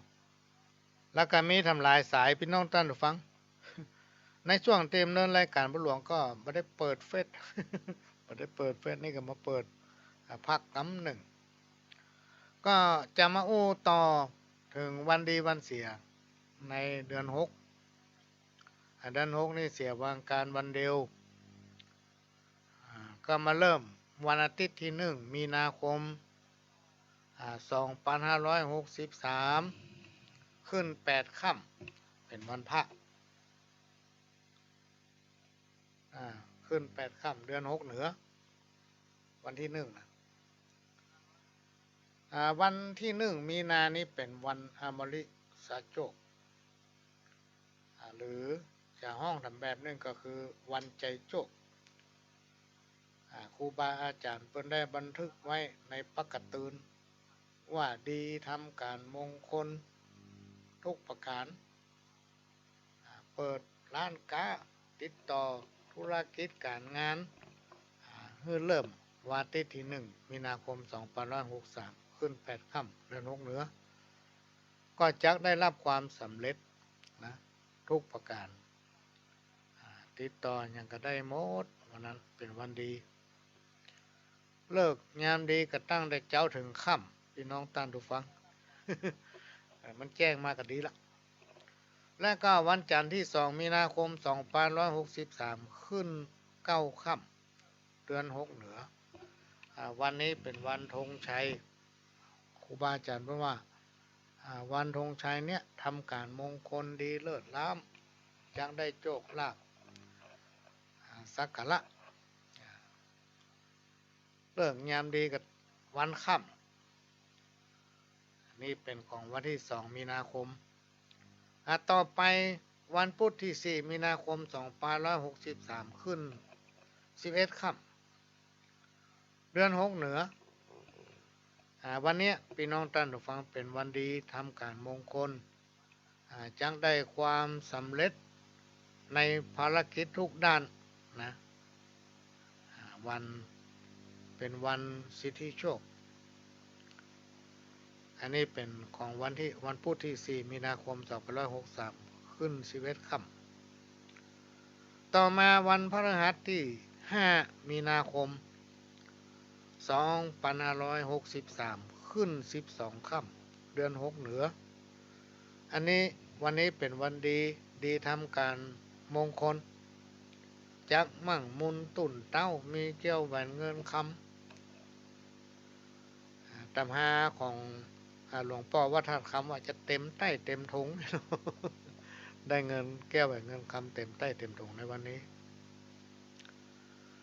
แล้วก็วันเสาร์ที่7 มีนาคม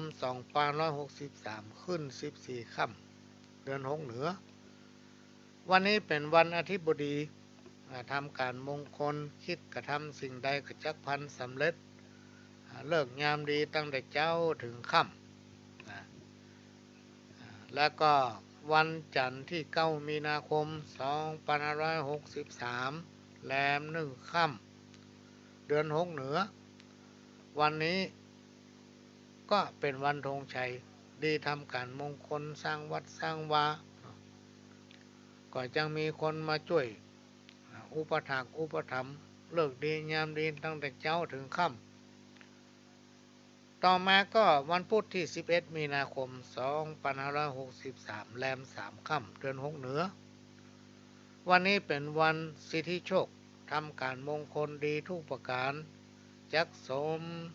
ใจคิดทุกประการมีความเจริญก้าวหน้าเลิกยามก็ตั้งแต่เช้าถึงค่ำต่อมาวันพฤหัสที่12มีนาคม2563แรม4ค่ำเดือน6เหนือวันนี้เป็นวันเก้ากองวันที่12มีนาเนี่ยเป็นวันเก้ากองแล้วก็เป็นวันหัวเลี้ยงหมอนด้วยเป็นวันใจโจกวันอมฤตโจกทำการมงคลดีทุกประการคิดการได้กระจักพันสำเร็จแต่วันเก้ากองเนี่ยเปิ้นมาฮื้อเผาผีพี่น้องท่านผู้ฟังมันแป้บ้านแป้ลูกแป้เต้าเปี้ยแป้ลูกแป้หลานเป็นวันเก้ากองวันศุกร์ที่13มีนาคม2563แรม5ค่ำเดือน6เหนือวันนี้เป็นวันดีกระดังทำกิจการงานใดบ่มีอุปสรรคเพิ่นว่าไล่อุปสรรคเพราะมันเป็นวันดีกระดังทำการมงคลดีจังได้ผลเป็นปันเต้าบ่พี่น้อง ในตำราเพิ่นว่า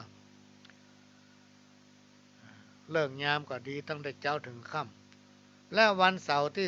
14มีนาคมเดือนมีนานี่วันดีนักพี่น้องท่านผู้ฟังวันดีที่เขาจะประกอบกิจกรรมอย่างหลายอันหลายอย่างเนี่ยหลายๆคนเพิ่นถือเนาะวันที่14มีนาคม2563แรม6ค่ำเดือน6เหนือวันนี้เป็นวันอาทิตย์ดีทำการมงคลทุกอย่างจักมีความสำเร็จมีความสุขสำราญทั่วหน้าเลิกดียามดีตั้งแต่เช้าถึงค่ำและก็วันพุธที่18มีนาคม2563แรม10ค่ำเดือน6เหนือวันนี้เป็นวันหัวเลี้ยงหมอนทำการมงคลดีทุกประการคิดสิ่งใดก็จักพันสำเร็จมีผลหลายร้อยเท่าเลิกดียามดีตั้งแต่เช้าถึงค่ำวันศุกร์ที่20มีนาคม2563แรม12ค่ำเดือน6เหนือวันนี้ก็ดีเนอะพี่น้องท่านผู้ฟังเลิกดียามดีตั้งแต่เช้าถึงค่ำคำว่าสาวนี่คือวันที่20นั่นนะถ้าเราไปอู้กับถ้าเปิ้นเป็นคนภาคใต้ภาคกลางเปิ้นฟังบ่รู้เรื่องอะไรเป็นสาว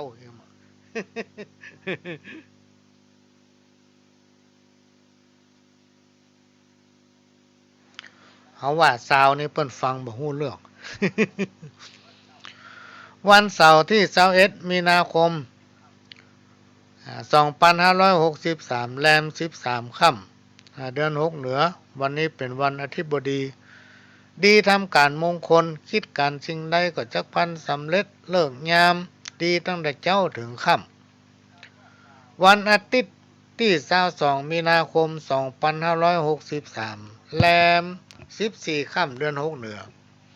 วันนี้เป็นวันหัวเลี้ยงหมอนเป็นวันมหาสิทธิโชคทำการมงคลดีทุกอย่างเลิกยามดีตั้งแต่เช้าถึงค่ำต่อมาวันจันทร์ที่23มีนาคม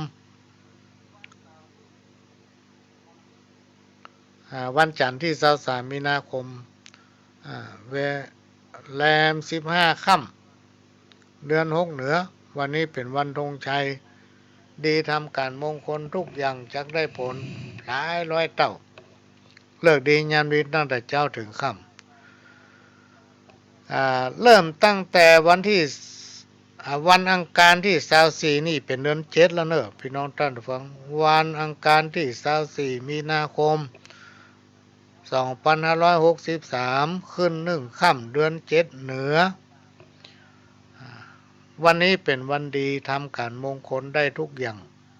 ดีแท้ๆจังได้พ้นจากทุกข์จากยากความลำบากจะหายไปเลิกยามดีตั้งแต่เช้าถึงค่ำแล้วก็วันพุธ ที่25 มีนาคม 2563 ขึ้น2 ค่ำเดือนเจ็ดเหนือวันนี้เป็นวันอมฤสาโจกวันหัวเลี้ยงหมอน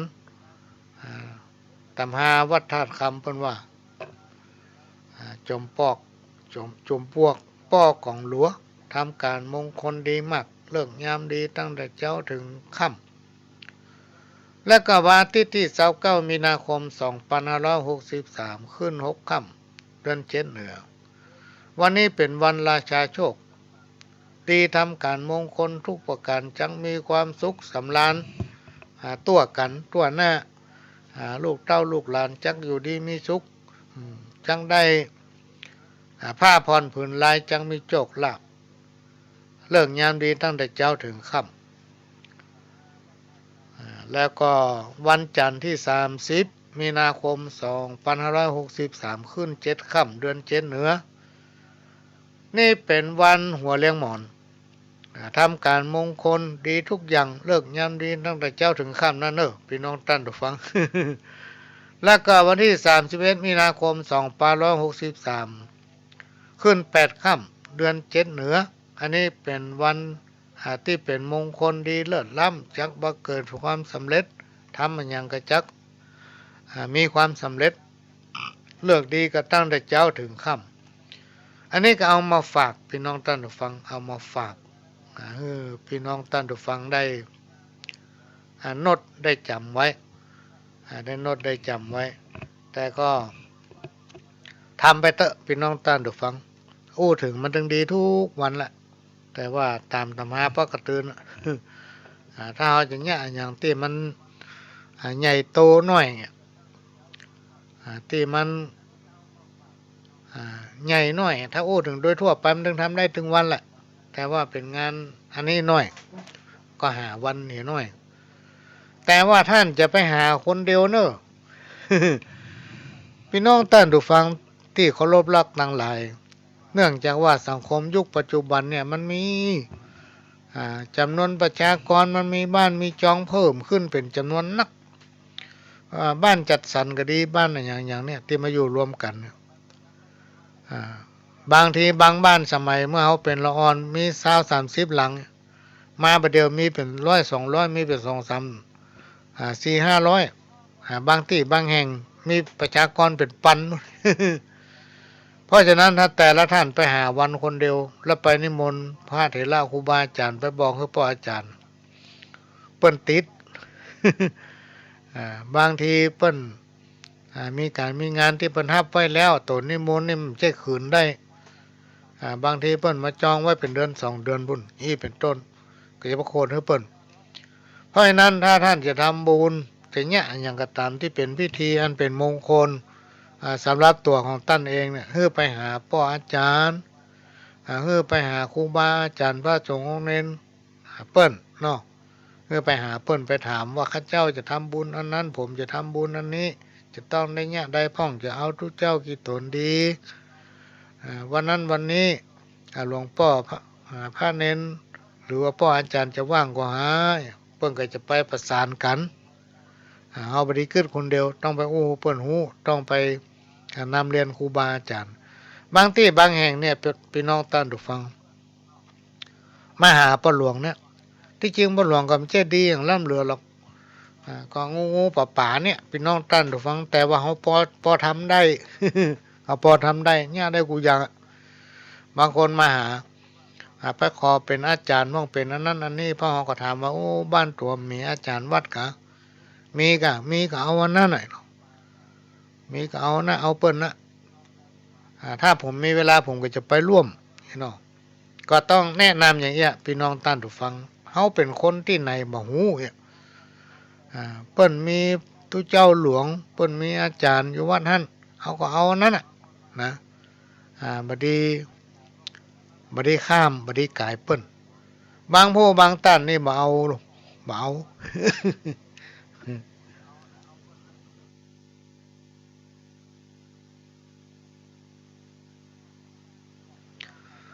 มีอยู่เตือนหนึ่งหรอกอันนี้เคยไปหลายเตือนแล้วปหลวงไปเชียงดาวเนี่ยพี่น้องท่านผู้ฟัง ไปเชียงดาว เฮาหันเปิ้นด่าสะตวงคือคนเฒ่าเนาะพ่อลูกพ่อหลานก็เป็นแม่ยิงหมดอยู่ตำนั้นแล้วก็อยู่คนที่คนต่างคนต่างพอแรงไม่ต้องไปห้าบหลอนห้าบลูกห้าบหลานเนี่ยไปโรงเรียนก็เลยบอกว่ามันเป็นเนี้ยไหนๆก็มาแล้วก็ได้จะรอส่งสะตวงให้แม่อุ้ยก็ไม่นอนก็นอนเล่นเสเพอรับไปสะดุ้งตื่นมาสะตวงหายแซบมดพี่น้องท่านดูฟังเขาก็บอกโอ้ป้าอาจารย์ไปตันมาเมื่อใดนะเขาก็อยู่เนี่ยเขาเผลอรับงีบไปน้อยเดียวไปได้ เร็วพ่อสะตวงมีหันสักอันพ่ออาจารย์ไปตันมาทำพิธีมาใดก็สงสัยกระทำอีแม่ตะกี้พ่ออาจารย์ไปมาทำพิธีให้แม่ละกาให้หนูอันอย่างนะมารู้ว่าทรงเคราะห์ทรงแทนทรงโจรทรงอย่างพวกเนี่ย มาบ่มาสักกรรมมาแม่หรอโหบ่มาสักกรรมแล้วไผไปส่งสะตวง เอาสะตวงไปส่งไว้พุ่นหมดละฮะพุ่นฮะทางแยกพุ่นฮะไผไปส่งอันอีแม่เอาไปส่งคนเดียวหรือรับผู้จานไหมแม่ไปส่งได้กับช้าๆที่ฐานคนเดียวหน้าใกล้โลบ่ไปบอกอาจารย์สักกรรมว่าเป็นว่าเปิ้นปางห่อถึงผู้จานวัด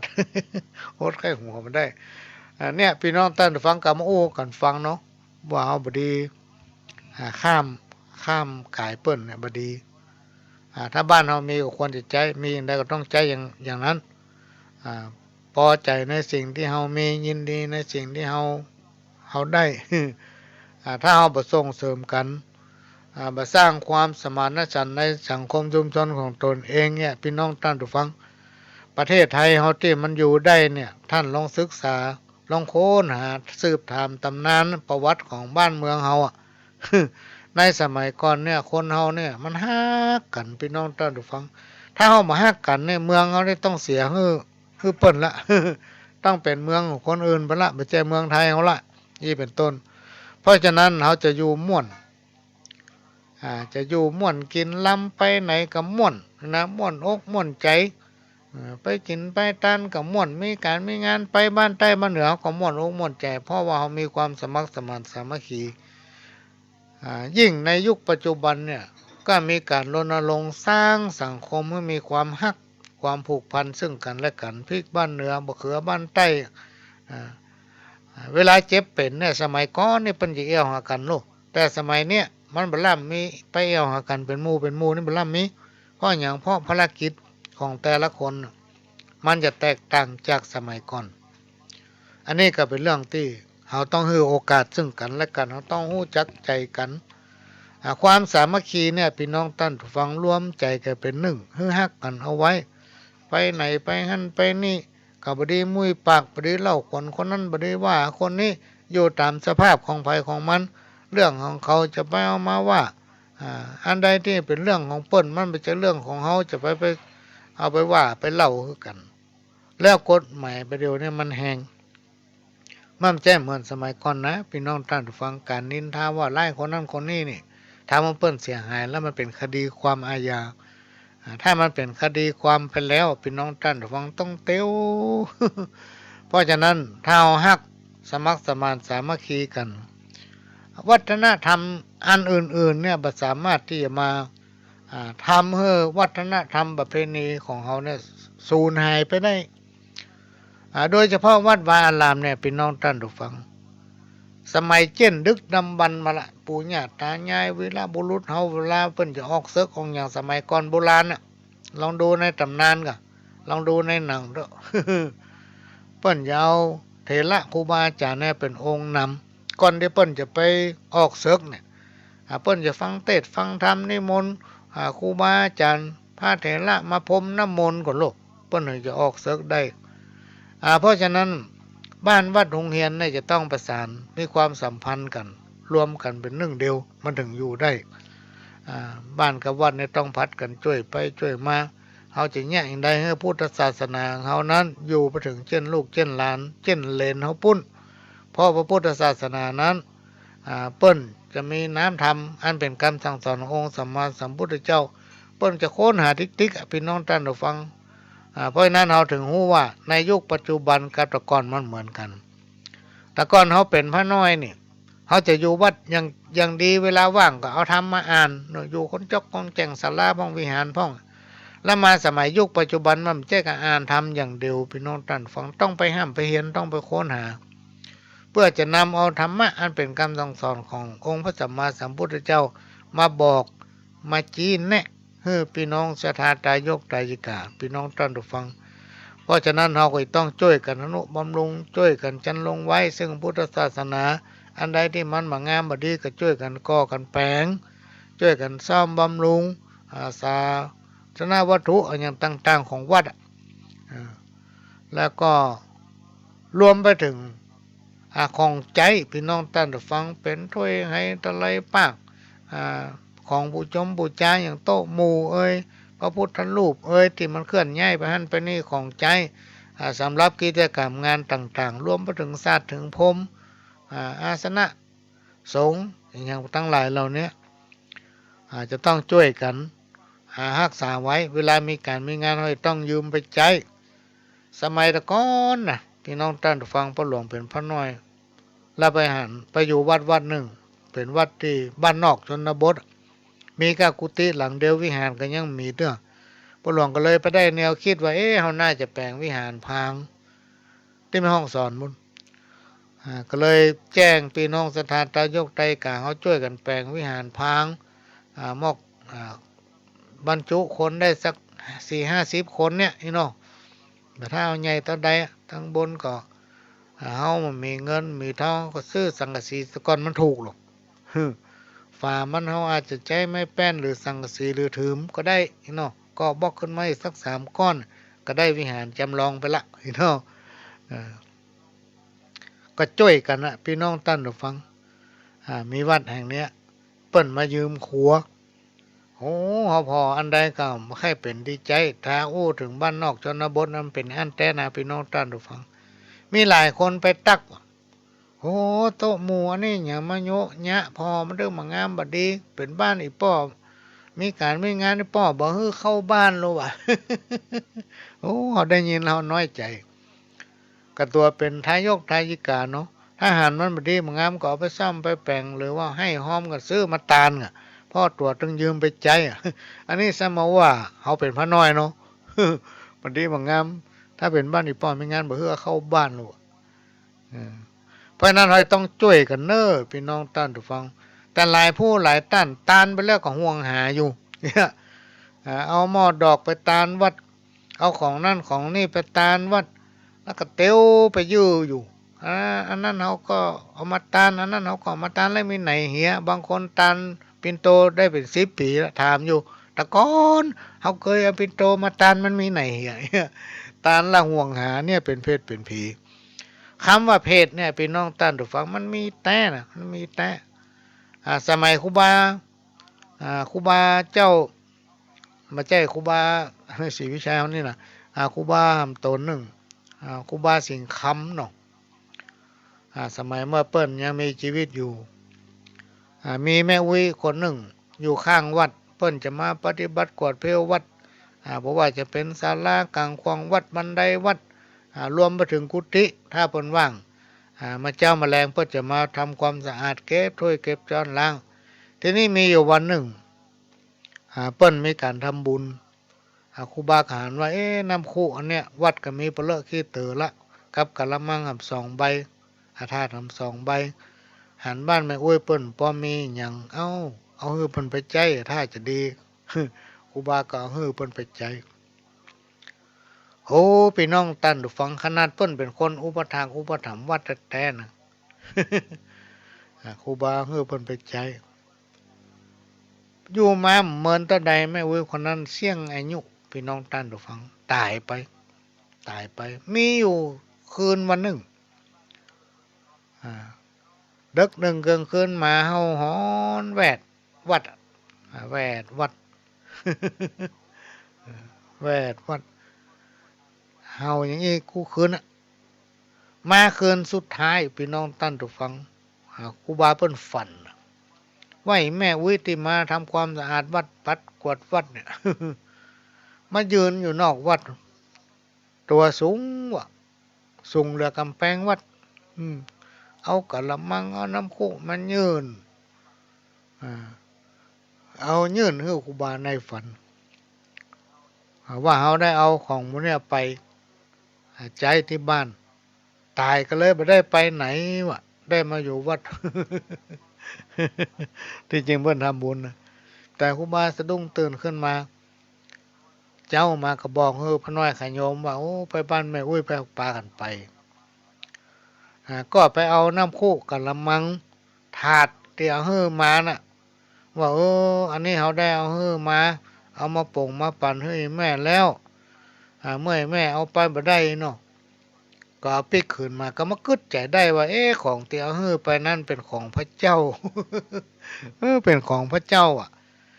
พี่น้องตามตัวฟังนี่เป็นเส้นผมบางภูเขานี่มาเล่ามาอู้กันฟังมาได้เพราะฉะนั้นก็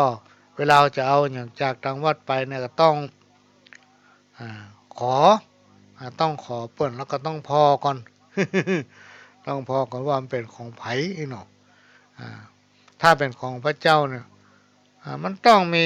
ลายรูปลายตนนะมาลงมติเป็นเอกสารก็โน่ถึงจะได้นะ ตนนี้ตนหนึ่งจะปงปันเอาของพระเจ้าอุ้ยเอาไปแจ้บ้านได้มันกำได้นะพี่น้องท่านฟังเพราะฉะนั้นคนในสมัยก่อนนั้นเวลาเปิ้นจะเข้าวัดเปิ้นถอดเกือบไว้ประตูวัดปุ่น เปิ้นมาซุกเกือบเข้าวัดแล้วเพราะกลัวย่ำขี้ดินขี้ทรายเข้าไปเหี่ยในวัดเวลาเปิ้นจะออกจากวัดเปิ้นก็ว่าซุกเกือบออกจากวัดโลพี่น้องท่านฟังเปิ้นจะติ้วเกือบไปซุบประตูปุ่นเอาไปสวมที่ประตูวัดนอกวัดปุ่นพ่อเปิ้นกลัวขี้ทรายทางในวัดเนี่ยออกไปเหี่ยทางนอก ก็ฟังพ่ออาจารย์เปิ้นเวนตาลท่านกะได้ขึ้นที่ต่ำได้ย่ำที่สูงกลัวเป็นบาปเป็นกรรมได้ถมน้ำลายได้คายขี้เต้ยลงในขวงแก้วทั้งสามกรรมสุมาแก้วทั้งสามเปิ้นมีอันหมดพี่น้องท่านฟังพ่อนั้นเป็นเรื่องที่นำมาฝากพี่น้องท่านทุกฟังเนอะฝากให้ปู่อุ้ยแม่อุ้ยพี่น้องทั้งหลายที่รับฟังรายการนี้อยู่เพื่อท่านจะได้นำไปบอกลูกหลานมันเขาฟังเขาจะได้เก็บไว้ในอกในใจจักจุงเขาวัดเขาว่าจิตใจเขานะมีศีลมีธรรมอย่างน้อยๆก็มีศีล5 ข้อถ้าทำได้ปฏิบัติได้ตามธรรมะขั้นพื้นฐานก็คือศีล5 ข้อนั้นพี่น้องท่านผู้ฟังสังคมชุมชนเราจะอยู่ม่วนปัญหาที่มันเกิดขึ้นในสังคมถึงวันในเพราะอย่างเพราะจิตใจของคนเฮานั้นห่างจากศีลจากธรรมอันนี้ก็เป็นเรื่องที่นำมาฝากขณะนี้พี่น้องท่านผู้ฟังกำลังรับฟังรายการสาระสปะน้อยงานปันเรื่องโดยก้าวกับผมพระหลวงสว่างธาตุอินจันทร์ประธานเครือข่ายของทูลแม่ของแผ่นดินจังหวัดเชียงใหม่และ8 จังหวัดภาคเหนือรองประธานกองทุนแม่ของแผ่นดินแห่งชาติและก็เป็นประธานคณะกรรมการเป็นประธานกลุ่มที่ปรึกษาผู้ตรวจราชการภาคประชาชนจังหวัดเชียงใหม่สังกัดสำนักงานปลัดสำนักนายกรัฐมนตรีก็มาออกรายการพบปะกับพี่น้องท่านผู้ฟังทางสถานีวิทยุพระพุทธศาสนาแห่งชาติและสังคมขึ้นเพื่อการศึกษาพระพุทธศาสนาและวัฒนธรรม FM 104.50 เมกะเฮิรตซ์จากวัดฝ่ายหินและก็สถานีวิทยุ CM77 หรือสถานีวิทยุล้านนาเชียงใหม่และก็ทำสถานีหนึ่งก็คือสถานีวิทยุคลื่น92ซึ่งเป็นสถานีวิทยุของสาธารณะขึ้นเพื่อพัฒนาคุณภาพชีวิตของวัดหลวงป่าแดงก็ได้ครับการอนุเคราะห์เมตตาจากท่านผู้อำนวยการสถานีหลวงพ่อเจ้าอาวาสวัดหลวงป่าแดงได้นำเอาเสียงรายการนี้ออกวิทยุทำสถานีหนึ่งพี่น้องท่านผู้ฟังสามารถรับฟังรายการของพ่อหลวงในเวลาเดียวกันพร้อมกันถึง3 สถานีถึง3 สถานีแล้วก็วันอาทิตย์ตั้งแต่เวลาบ่ายโมงถึงบ่าย3 โมงเนาะสำหรับรายการภาคกลางคืนช่วงนี้พ่อหลวงขอหยุดพักรักษาตัวก็เดี๋ยวถ้าหมอเพิ่นว่าพ่อหลวงเริ่มออกรายการได้แล้วเนอะก็ ก็จะมาปะพี่น้องท่านผู้ฟังในคืนวันจันทร์วันพฤหัสวันศุกร์ตอนนี้ก็สุขภาพก็เริ่มดีขึ้นละแต่หมอก็บอกว่าผู้หลวงต้องพักนั่งเข้ารายการเนี่ยก็ก้อยขยับเข้าไป เพิ่นยังอยู่ในช่วงห้ามอยู่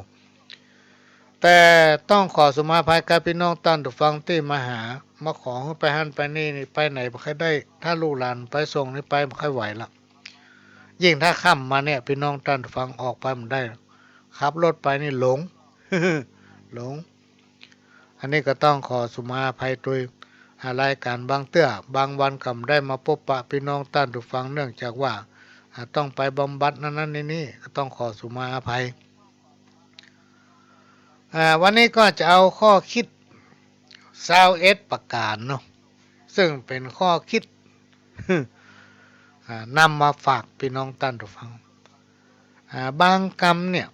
มันจะนักไปฟังแล้วบ่ใครเข้าหู เพราะมันเป็นกรรมคนตะก่อนที่เปิ้นแต่งแต้มเขียนไว้พ่อหลวงก็ค้นแล้วก็เอามาเล่ามาอู้สู่กันฟังอย่างข้อที่1เนี่ยพี่น้องท่านผู้ฟังเปิ้นจะบอกว่าบดีคบขี้ข้าบดีคบขี้ข้าบดีเอาขี้ข้ามาเป็นเปื้อน เหมือนกับว่าบดีเอาลูกจ้างมาเป็นเปื้อนนะนี่เป็นกรรมของคนตะก้อนนะพี่น้องท่านผู้ฟังมันหมายถึงว่าคนพาลเนี่ยหมายถึงว่าคนพาลคนถอยเหมือนกับเศรษฐีเนี่ยต้านเศรษฐีตะก้อนเนี่ยพี่น้องท่านฟังเปิ้นด่ากินด่าตานเนี่ยคนขอทานเข้าไปหานี่ไล่เลยนะกูเป็นเศรษฐีนะมึงเป็นไผจะมาตานร่วมกับกูบ่ฮื้อตานบ่ตุกตะจนใจบ่ฮู้เนี่ยใดถูกได้ไปมอบอยู่ตั้งกลางทางบ่พอเศรษฐีแห่ขวตานผ่านไปตั้งจิตอธิษฐานเอาสตังค์เซี่ยวหนึ่งเนี่ย จงเข้าไปในต้นขวตานของท่านเศรษฐีได้บุญพี่น้องท่านฟังได้เกิดไปเป็นเทวบุตรว่ะกรรมเก่ากรรมเนี่ยเป็นว่าบดีครบขี้ข้าหรือคนถอยคนพาลเป็นเปื้อนนะมันจะเกิดความเดือดร้อนภายหลังคนบัดซื่อเนี่ยพี่น้องท่านฟังคนกดจะไปครบความหมายของมันไม่กดเปิ้นเอาแป้งขอถ้าเล็กงอเปิ้นเอาแป้งเคียวคนกดอย่างเดียวใช้การไม่ไล่ ข้อที่2จะไปต้าขุนนางจะไปต้าขุนนางจะไปต้าตายกฎหมายนะจะไปลบหลู่กฎหมายจะไปลบหลู่อาญาจะไปต้าขุนนางจะไปต้าเจ้าต้านายเนาะจะไปหมิ่นประมาทผู้ที่เปิ้นมีหน้าที่ตามีหน้าพอหน้ามาหันพี่น้องท่านผู้ฟังในอนาคตบางทีอาจได้พึ่งปะอาศัยกันเนี่ยบ่ดีตาตายกันบ่ดีว่าดีว่าให้คือกันบางสิ่งบางอย่างที่เปิ้นบอกมาเปิ้นอาจจะหวังดีกับเฮาซ้ำไปตายเปิ้นหำบางทีเปิ้นบอกว่าอันนี้มันผิดอันนี้มันบ่ถูกต้องเฮาบ่เชื่อแล้วยังไปถ่ายเปิ้นใครปะนะเนี่ย บางผู้บางท่านตัวทำความบ่ดีอยู่แล้วเปิ้นไปว่ามันบ่ดีโคตรพี่น้องท่านผู้ฟังบางผู้บางท่านทำผิดเปิ้นหันแล้วเปิ้นไปเตือนไปบอกซ้ำไปโคตรคือเปิ้นทำ ใครปะนะใครปะเนี่ยโคตรคือเปิ้นทั้งที่เปิ้นหวังดีกับตัว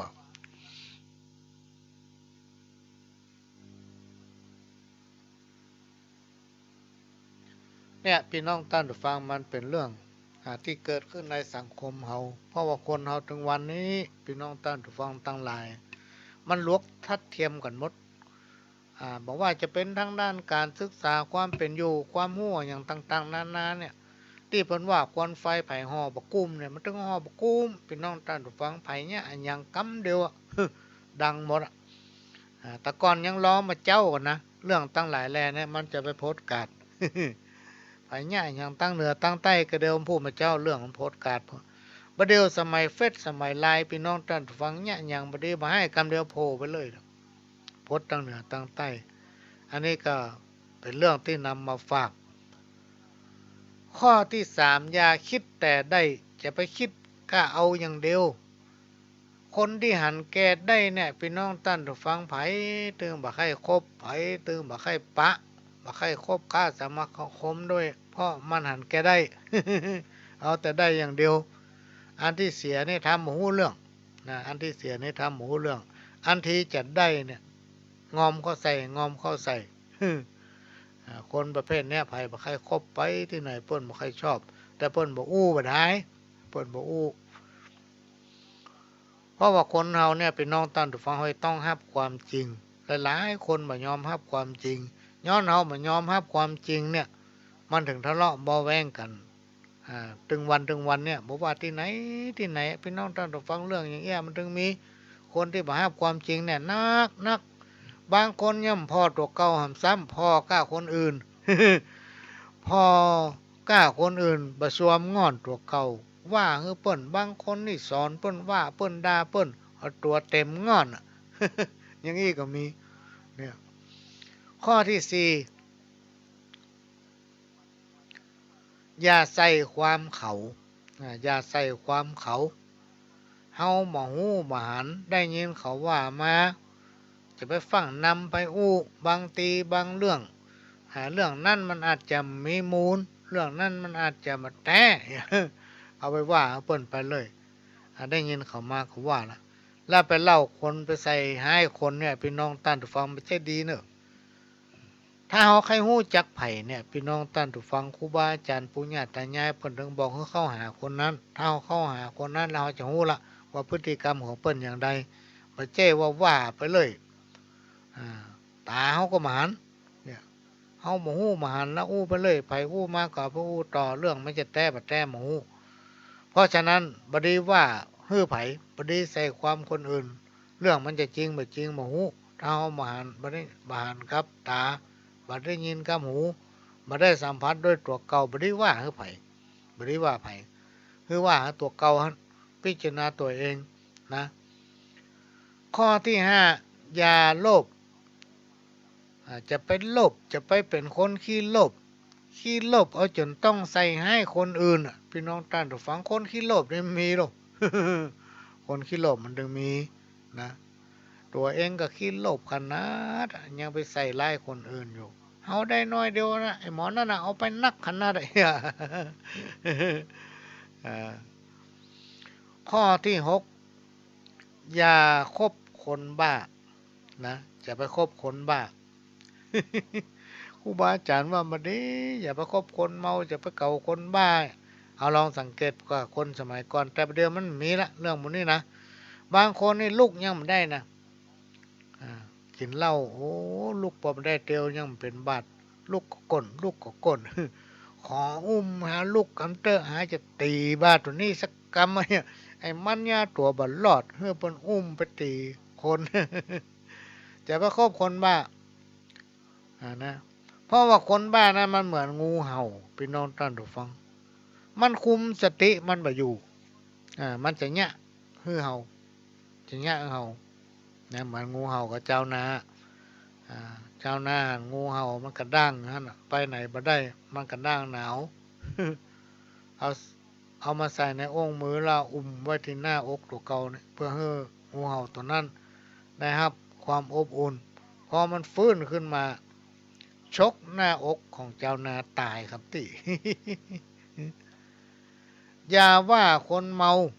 นะจะไปว่าคนเมาจะไปสอนมันกรรมมันเมาจะไปด่ามันกรรมมันเมาคนเมาเหล้าเนี่ยพี่น้องท่านแต่ฟังแม่ว่ามันจะยุบอยู่ฮั่นจะเป็นเหล้ามันหูมันดีได้ยินหมดหูหมดอ่ะ มันลวกละเฮากันเพราะฉะนั้นกรรมเก่ากรรมเนี่ยเป็นว่าจะไปว่าคนเมาคือเว้นมันเนี่ยคนเนี่ย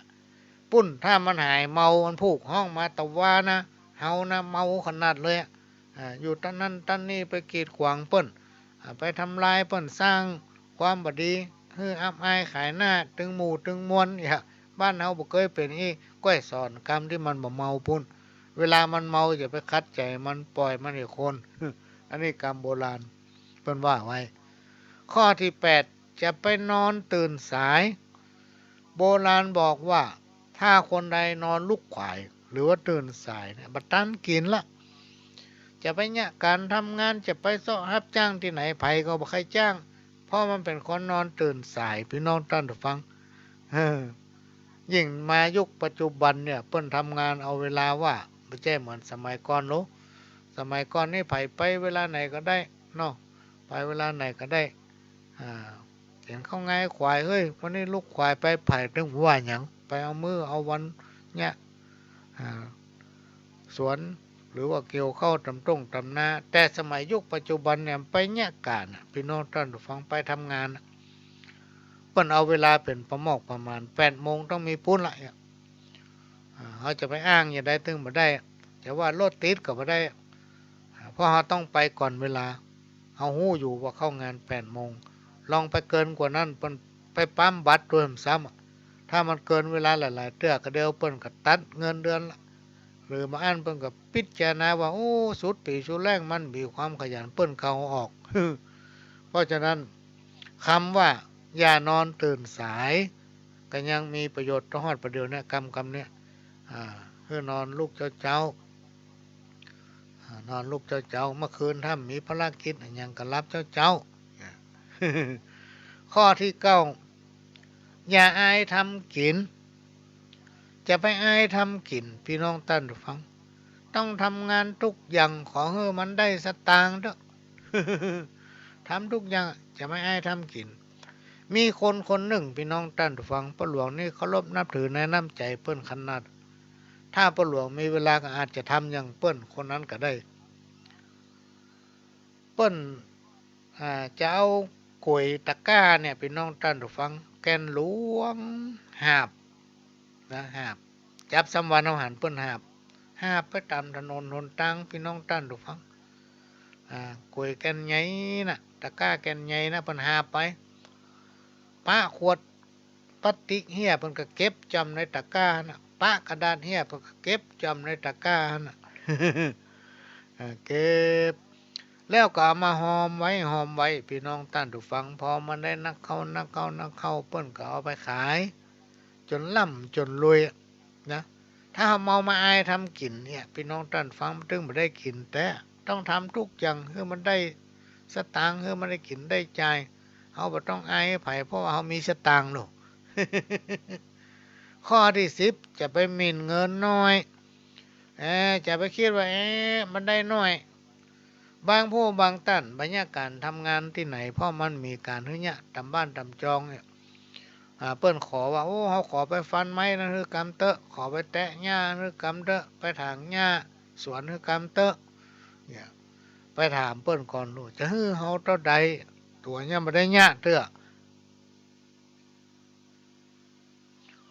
จะฮื้อเฮาเท่าใดแล้วก็มาบอกว่าโอ้มันน้อยล้ำไปจ้างถูกเฮาไปโลมานอนหลับเนี่ยมันก็เกิดประโยชน์หยังพี่น้องท่านผู้ฟังเพราะว่าวันนี้เฮาไม่ได้ไปเนี่ยการเฮาก็กินข้าวถ้าเฮาไม่ลูกมีเต้าแล้วเฮาจะหยังมาเป็นแบบฮื้อเขาข้อที่10เนี่ยเปิ้นฮ้องว่าอย่าหมิ่นเงินน้อยเงินทองเป็นของมีค่าจ้างใจอยู่ได้เมินถ้าบ่จ้างใจก็อยู่ได้เหมือน อยู่ได้เหมือนข้อที่11เปิ้นบอกว่าอย่าคอยวาสนาเนี่ยไปนะทำไปมันจะดีมันจึงดีมันจะได้มันจึงได้นะมันจะดีมันจึงดีมันจะได้มันจึงได้พี่น้องท่านผู้ฟังจะไปคอยกับวาสนาโอ้วันนี้กูต้องได้แน่ๆเนาะพอมันมาได้มาผิดหวังละ หวังจะเอานั่นอันนี้สิ่งที่มันมาบ่ถึงครูบาอาจารย์พวกก็เลยว่าจะไปนอนคอยวาสนาเรื่องนี้มันมีนิทานเรื่องหนึ่งนะพี่น้องท่านผู้ฟังสองสหายไปเอี้ยวป้อยหลวงด้วยกันไปปะใส่หมอดูทำนายทายทักว่าโอ้ไอ้คนผู้เนี้ยนายกเนี่ยวันหน้าวันตาจะตุกจนว่ะโอ้จะยากจนเป็นตุ๊กตาว่ะจะตุกเต้าตายลูกทำคนหนึ่งดูลายตินลายมือแล้วโอ้คนนี้มีบุญนักสักใหญ่ ในอนาคตจะได้เป็นพญาเจ้าเมืองไอ้โลก โอ้มันดีใจพี่น้องท่านผู้ฟังปิกไปบ้านไปจองไปโอ้ป่อของแม่ฟังว่าอันผมนี่ไม่ใช่ธรรมดานะตะกี้เนี่ยไปเอาปอยหลวงวัดใต้นี่มาไอ้เนาะวัดทางเหนือบ้านปอหลวงนี่ ไปป้าเสือเปิ้นดูหมอเข้าไปดูเปิ้นว่าไอ้เพื่อนของลูกเนี่ยมันจะตุกเต้าตายวะและตัวลูกเนี่ยมีบุญนักสังใหญ่ในอนาคตมีบารมีแผ่กว้างเป็นที่พึ่งที่อิงเออ